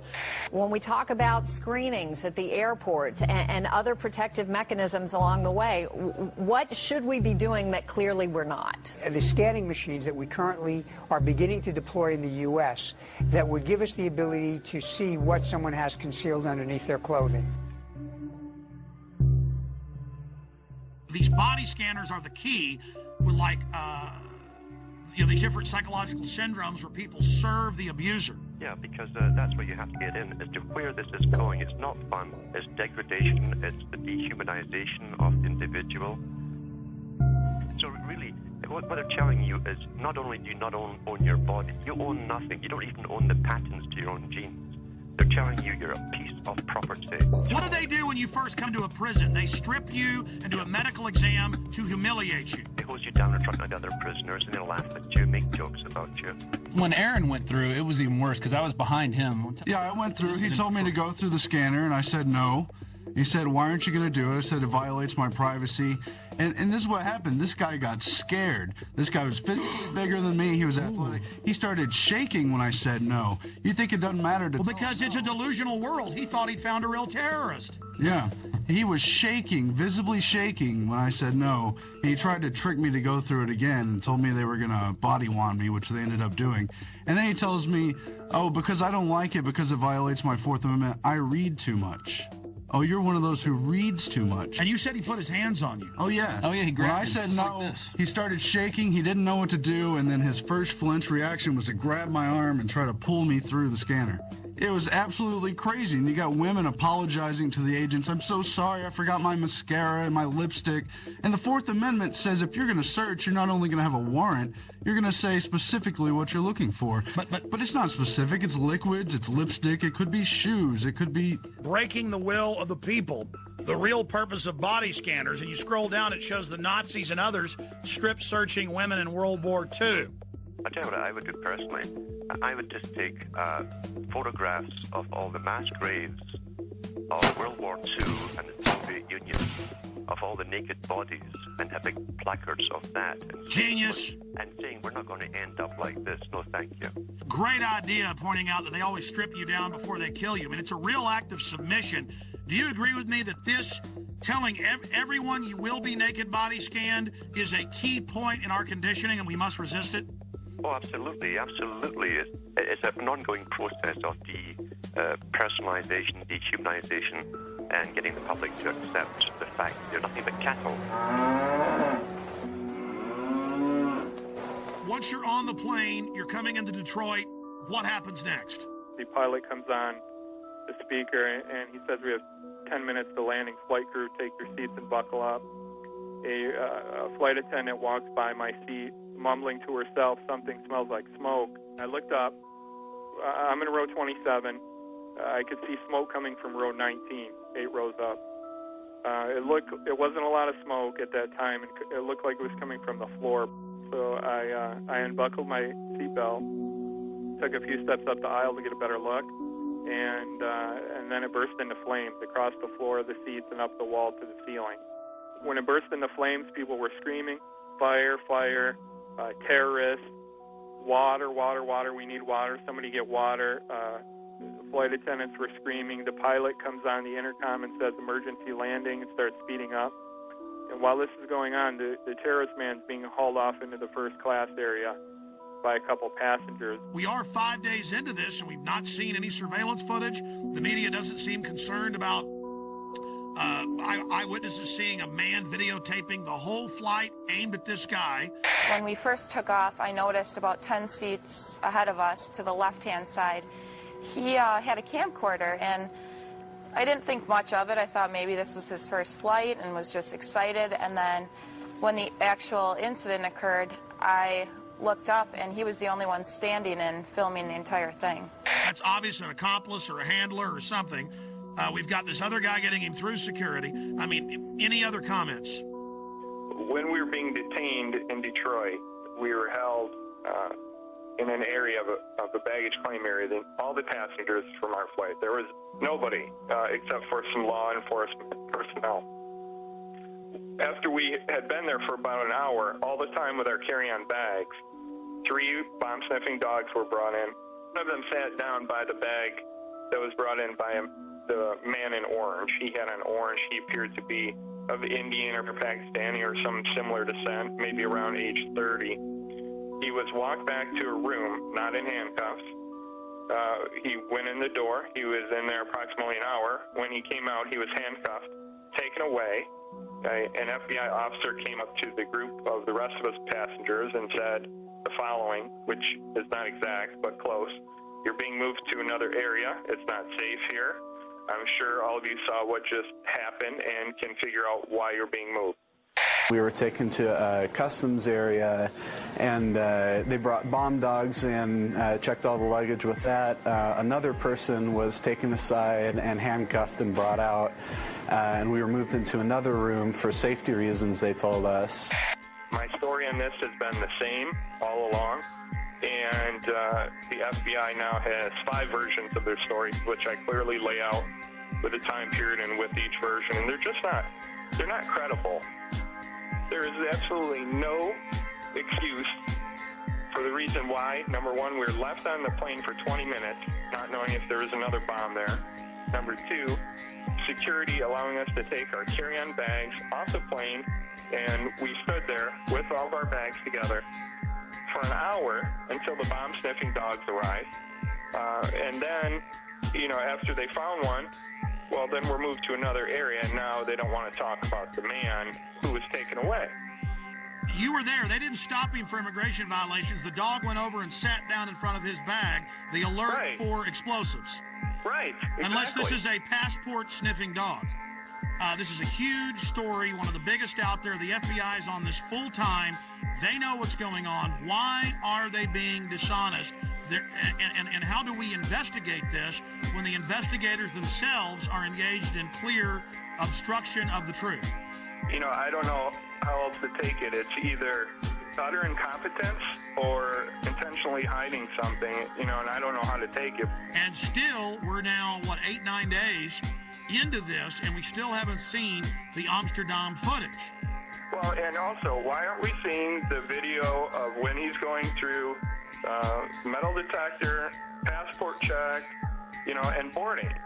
This is a modern airport. You would think they would have video of all this of some sort. They didn't say, we'll look at that. They just said, no, there was no one helping him, which is very suspicious, instead of just putting the footage out. If somebody robs a bank or holds up a gas station, well, there's video footage of the incident on the 11 o'clock news, usually that very night. If I'm not correct, well, show the video. What are you hiding?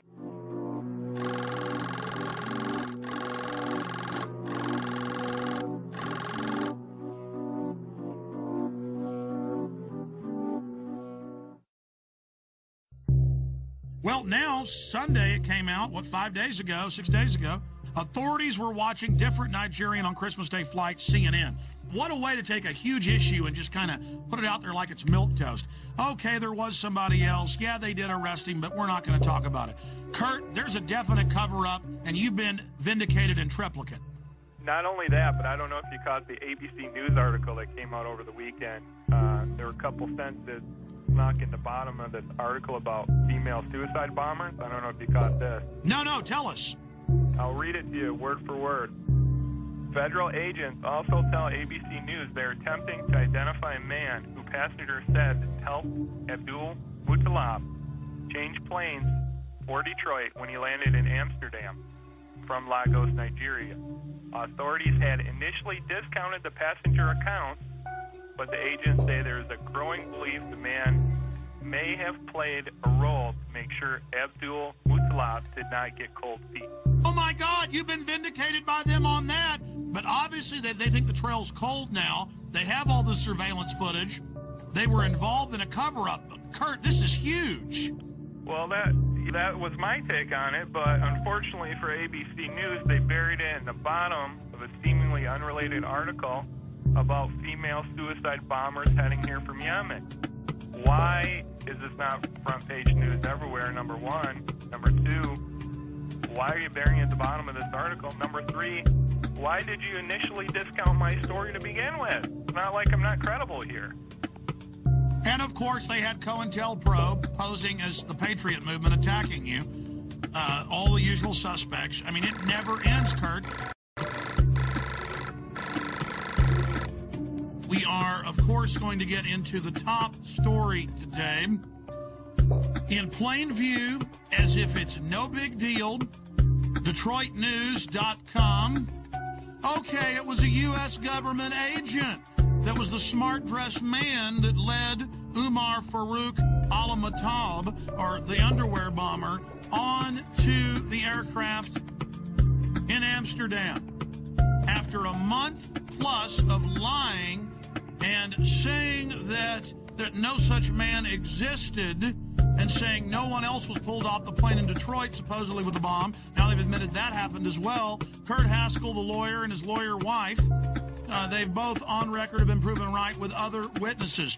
And you add how they were already getting in Yemen. That's now confirmed. Washington Post. They were planning to already launch a bigger attack, 2,000 troops there. And then right on time, right as the body scanners were scheduled to go in January nationwide. That was already scheduled, folks. They're saying on the news, oh, now we're doing this. So now I went and looked it up. They were scheduled to go in the additional 214 airports. They were in less than 20.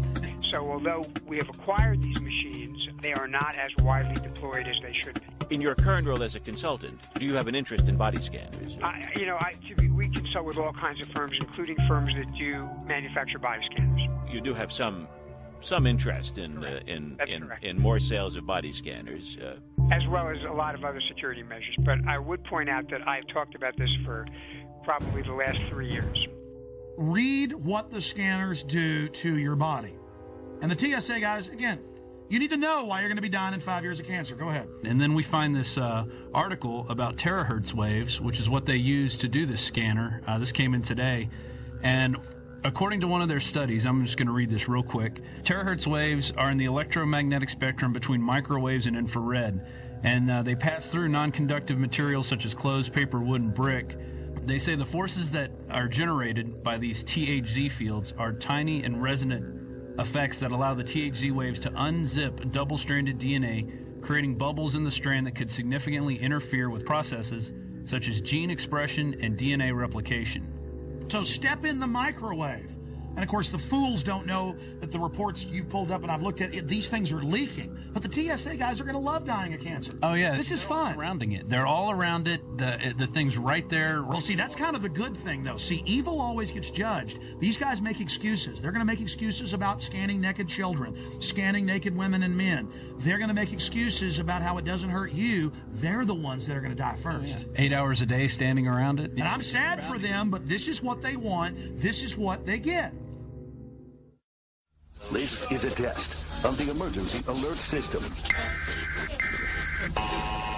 Let's go ahead and play the clergy response team clip. Now remember, Before this became national news, we got the secret documents from pastors who've been recruited by FEMA. We posted the secret documents with FEMA phone numbers. Train your flocks to turn their guns in. Train your flocks to go to FEMA camps. Train your flocks to take forced inoculations. People didn't believe us, just like they didn't believe the MIAC report. Then, suddenly, local news began reporting it, but like it was a good thing. Now, listen, will martial law ever be a reality? And the preachers are there, being paid by the government, faith-based initiative, now continuing under Obama, to tell their flocks to do what they're told by the authorities, and the government's biggest threat is the American people. That's a quote. So this is specifically the pastors getting ready for us to go to FEMA camps. And there's thousands of pieces of evidence like this, and Glenn Beck's saying it doesn't exist. Here it is.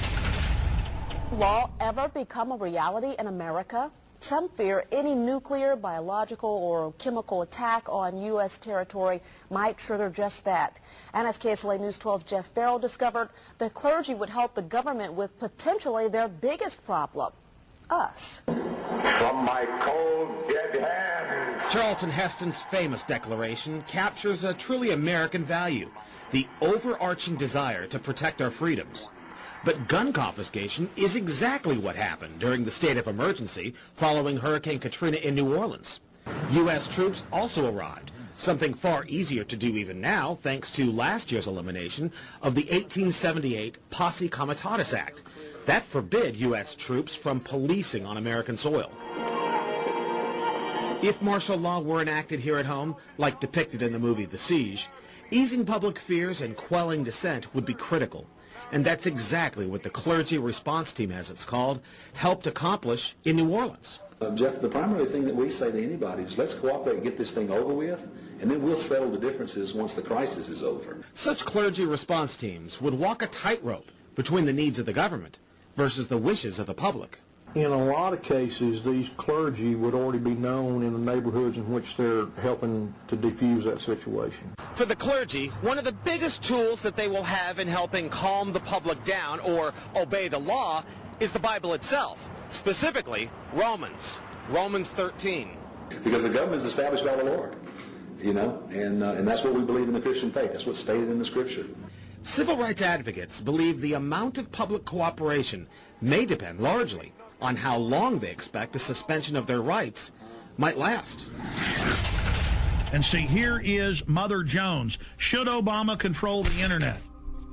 It says right here, Senator John Rockefeller, goes by J. Rockefeller, has announced they need to end the internet, that it's bad, and that private companies will have government hubs tied into them to snoop on everyone without warrants and to be able to shut down the web instantly. See, right now the government has to get warrants and go out and seize all the hubs. Here's another one. America's secret police. Intelligence experts warn the proposal to merge two Pentagon intelligence units could create an ominous new agency.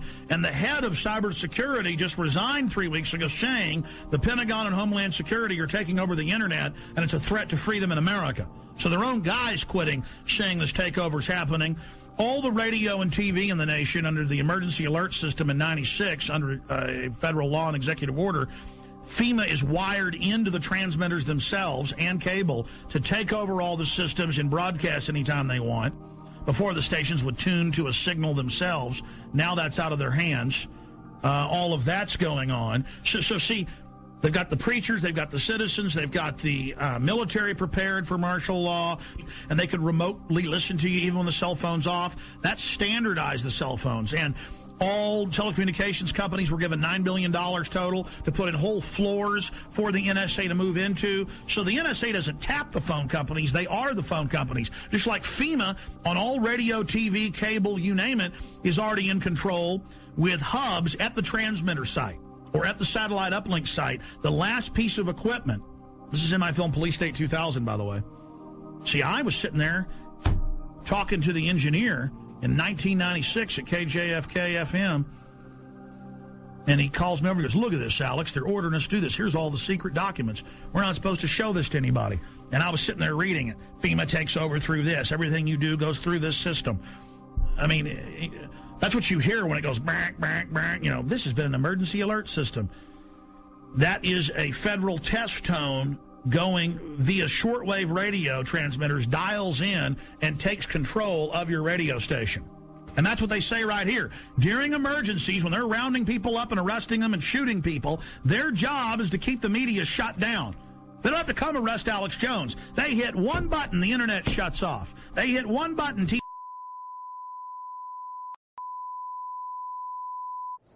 In the not-too-distant future, a self-proclaimed intellectual elite will rule every aspect of our lives. People in the world are content to stay as first or second level maggots. The economy is emerging from the recession. We have to keep geoengineering on the table. Implementation depends on motivation. An alarming and possibly catastrophic disaster. Already the path has been chosen.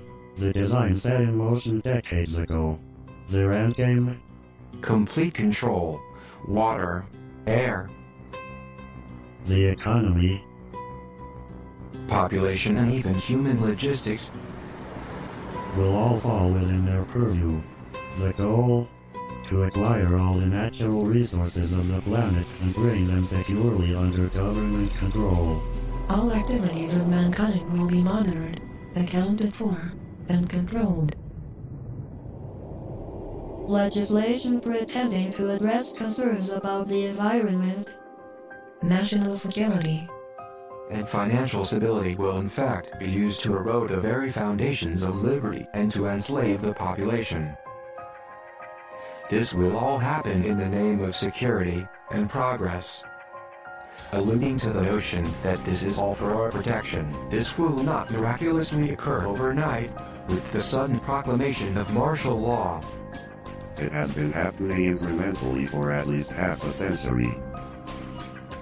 Every law enacted that truncates the Bill of Rights in the name of national security is another nail in our coffin. Through this type of increasingly invasive legislation, the systematic decay of constitutional law becomes inevitable. Thousands of years of building and rebuilding, creating and recreating so you can let it crumble to dust. Leaving our essential rights neutered and impotent. The Bill of Rights is reduced to a quaint antique collecting dust in a library somewhere, retaining all the potency of a fairy tale. Martial law, called a more politically neutral catchphrase, is practiced with an iron fist. The implosion of the economy has begun by design. The United States dollar is under attack and losing value every day, while the cost of living continues to skyrocket. New laws that will effectively double taxes are already on the books and ready to be implemented. Nothing has been introduced to help homeowners with their now default loans. But at the same time, money is generously given to bankers who give themselves huge bonuses. During one of the worst economic downturns in history and dry up loans to small businesses. All the while, the economy spirals downward at a free fall rate. As the citizens of the United States lose their ability to take care of themselves, the government conveniently steps in to save the day. Capitalism gives way to socialism, and then without much notice, into the neo-dark ages of the one-world government's total dictatorship. Once this task has been completed and the control grid is firmly in place, they can play their final trump card. Fema counts. And by design, we will welcome the salvation with open arms. As any alternative will surely seem like suicide. Once we've been properly enslaved, they gain control over the rest of Earth's natural resources. Humanity. America, here's what you need to know tonight.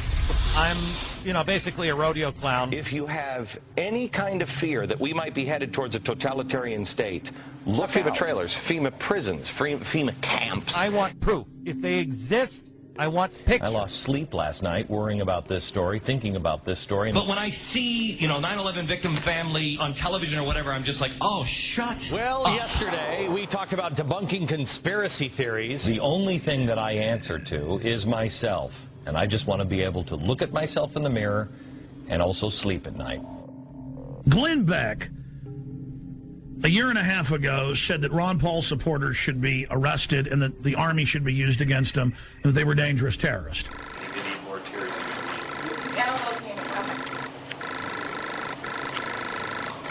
Try to keep your eyes open. I know it's probably impossible. or that's what I'd have you believe. You know, it took me about a year to start hating the 9/11 victims' families. I don't hate all of them. I hate probably about 10 of them. Any of these 9/11 truthers who I've been telling you for years are dangerous. Guy Fawkes. This guy was a British terrorist who tried to overthrow the government by blowing up Parliament and killing everybody in it.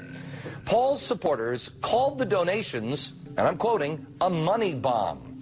It's really not the way I would go, you know, tying my movement in with a historical terrorist attack. You're right. There's a strain of isolationism and anarchy in the American tradition, which Ron Paul is tapping into.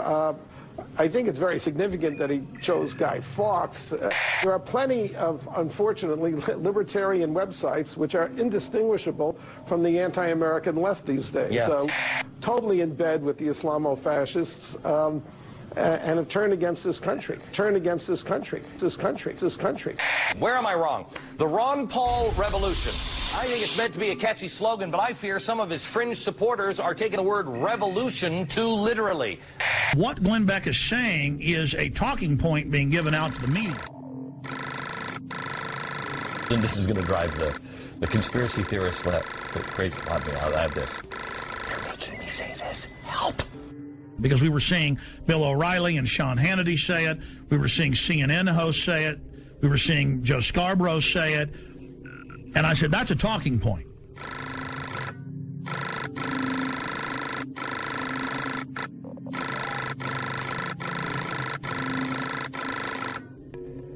And then suddenly he started saying a few months ago, I'm going to expose the FEMA camps.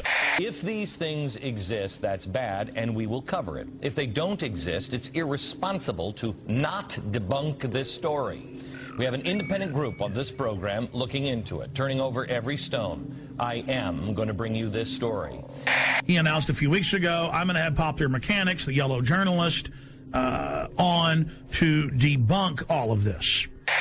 So I asked James from Popular Mechanics to do an investigation on several projects. The first one is the FEMA camp. Yes, and so we put a reporter on this, and what's so interesting here, we're waiting to really do a definitive deep dig on this. We don't like to just come out and say, oh, we've debunked it, you know, after we've looked at it for 2 days.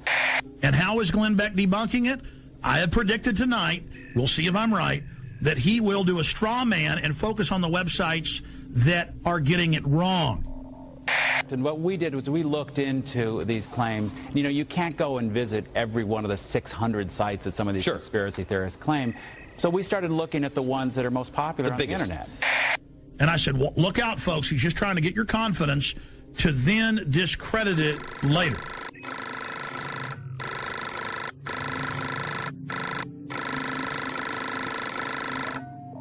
We mailed letters to Glenn Beck. I know people that work in his office.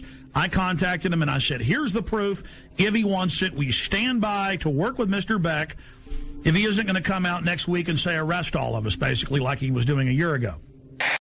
First of all, on the FEMA prison thing, I know we've been in contact with your office, and we would appreciate any help that you have. I want to make sure we're turning over every stone on anything, because there's a lot of crazy stuff that is being said about these things. And because Beck says he's been doing months of research, and they've been having trouble finding it. He's doing research, but he can't ever bring any facts, and he makes little jokes about, ooh, the government's going to get me, or, oh, I'm being censored on Fox, and calls us conspiracy theorists. And I'm predicting Glenn Beck is going to attack us this way. They're going to show the 1990s video of the closed-down Amtrak train system up by Chicago.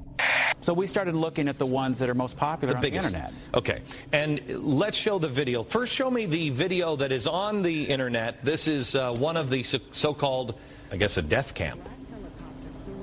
This is something where they're showing a so-called concentration camp. These are turnstiles. This is in a secure behind the fence. I don't know how they got this video when it was behind the fence, but they went in and got this video. Like so many of these things, the truth is actually fairly evident. This is an Amtrak repair facility in Beech Grove, Indiana. The woman who made this video initially claims that it's some kind of American Auschwitz, and they've outfitted buildings with gas, and they've got these strange turnstiles. In fact, it is a repair facility. They're going to do that, and then what they're going to do is they're going to show the photos that are all over the web in Mississippi and Louisiana of mock Bosnia-Herzegovina/Kosovo training camps, because the signs are in that, Slavic language, where it has machine gun nests, checkpoints, barbed wire as a refugee camp, and they send the troops through for drills. Show me the pictures of, I think this is Camp Grayling. Do we have the picture of the watchtowers? This is pretty spooky. This is where Americans are currently being held, I believe they're saying. Well, people say all kinds of things, and these pictures have been floating around the internet for more than 10 years. Okay. In fact, Camp Grayling is the largest National Guard training facility in the U.S. They train Army, Navy, Marines, and one of the groups they train is military police. And in fact, one of the functions they train them for is handling prisoners of war in a battle zone like Iraq. And they're going to say, see, people said this was a camp. It's not really a camp. It's a place where they're doing drills. Oh, see, this is really just an Amtrak train track. We went out there, and yeah, it's got barbed wire facing in, but it's not really a camp. Do we have the video with audio? Because if we don't, I don't really care. The video with the audio about the boarded up buildings with the gas chambers. Do you have that? In yet another fenced area, we see a large warehouse building at the end, with the electronic turnstiles in front of it. Okay. That, they were putting gas heaters of some sort in there. Right, and what we found out is, first of all, one of those buildings has been knocked down. The other ones were upgraded. Their heating system was obsolete, and more than 15 years ago. What am I predicting Glenn Beck's going to do tonight? What have I been predicting for weeks he's going to do? He is going to come out and say, look at this. This is just a regular prison. And they're taking photos of it and saying it's a camp. Oh, look at this. There's a kernel of truth. They have introduced a bill for during emergencies to have FEMA places for folks to go. I mean, they've got to do that, like Katrina. Oh, look at this. This is an Army training facility for a refugee camp simulation. Oh, look at what I know how they operate. I know how Popular Mechanics operates. I mean, I was right about Glenn Beck setting you up when he said he was going to expose the FEMA camps, and I said, you watch, he's going to debunk them. Well, trains, I believe Auschwitz had trains. I'm just saying, Jim. Well, once you go down that road, you can't really, if somebody's wants to be convinced of that, you can't really debunk that. I understand these people because he reads off a script, ladies and gentlemen. I know the sheet of music he's singing off of. I know the next line in the chorus. This stuff is scripted. So the establishment comes out and mixes some truth about FEMA camps and things, but then makes jokes about it, mixing it in with patriots and gun owners are dangerous. He's currently doing that. And the some of them get fooled by that. I challenge Glenn Beck. You claim you've been doing research for weeks on this and you can't sleep. Okay, buddy. Everybody's going to email you, your radio show and Fox News, the last 45-minute piece we've done. Your little staffers can watch that, and everything there can be Googled, pulled up from government documents at the Army.mil and FBI and everywhere else, and then you'll have a clear picture of what's being set up and how they now have to orchestrate an economic collapse to get us to accept this as society breaks down.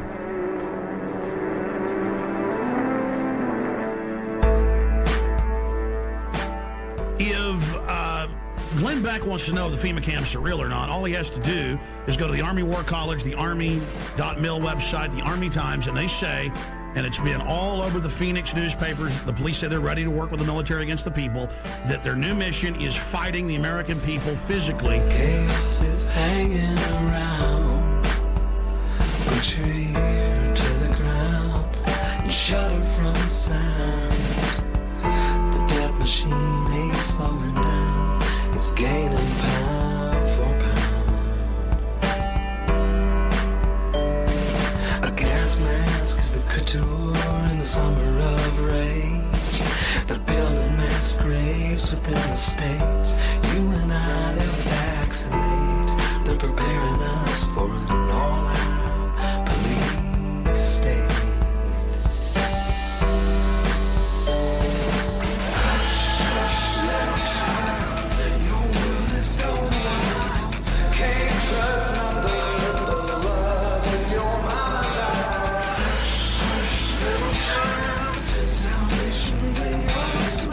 Just wish I could be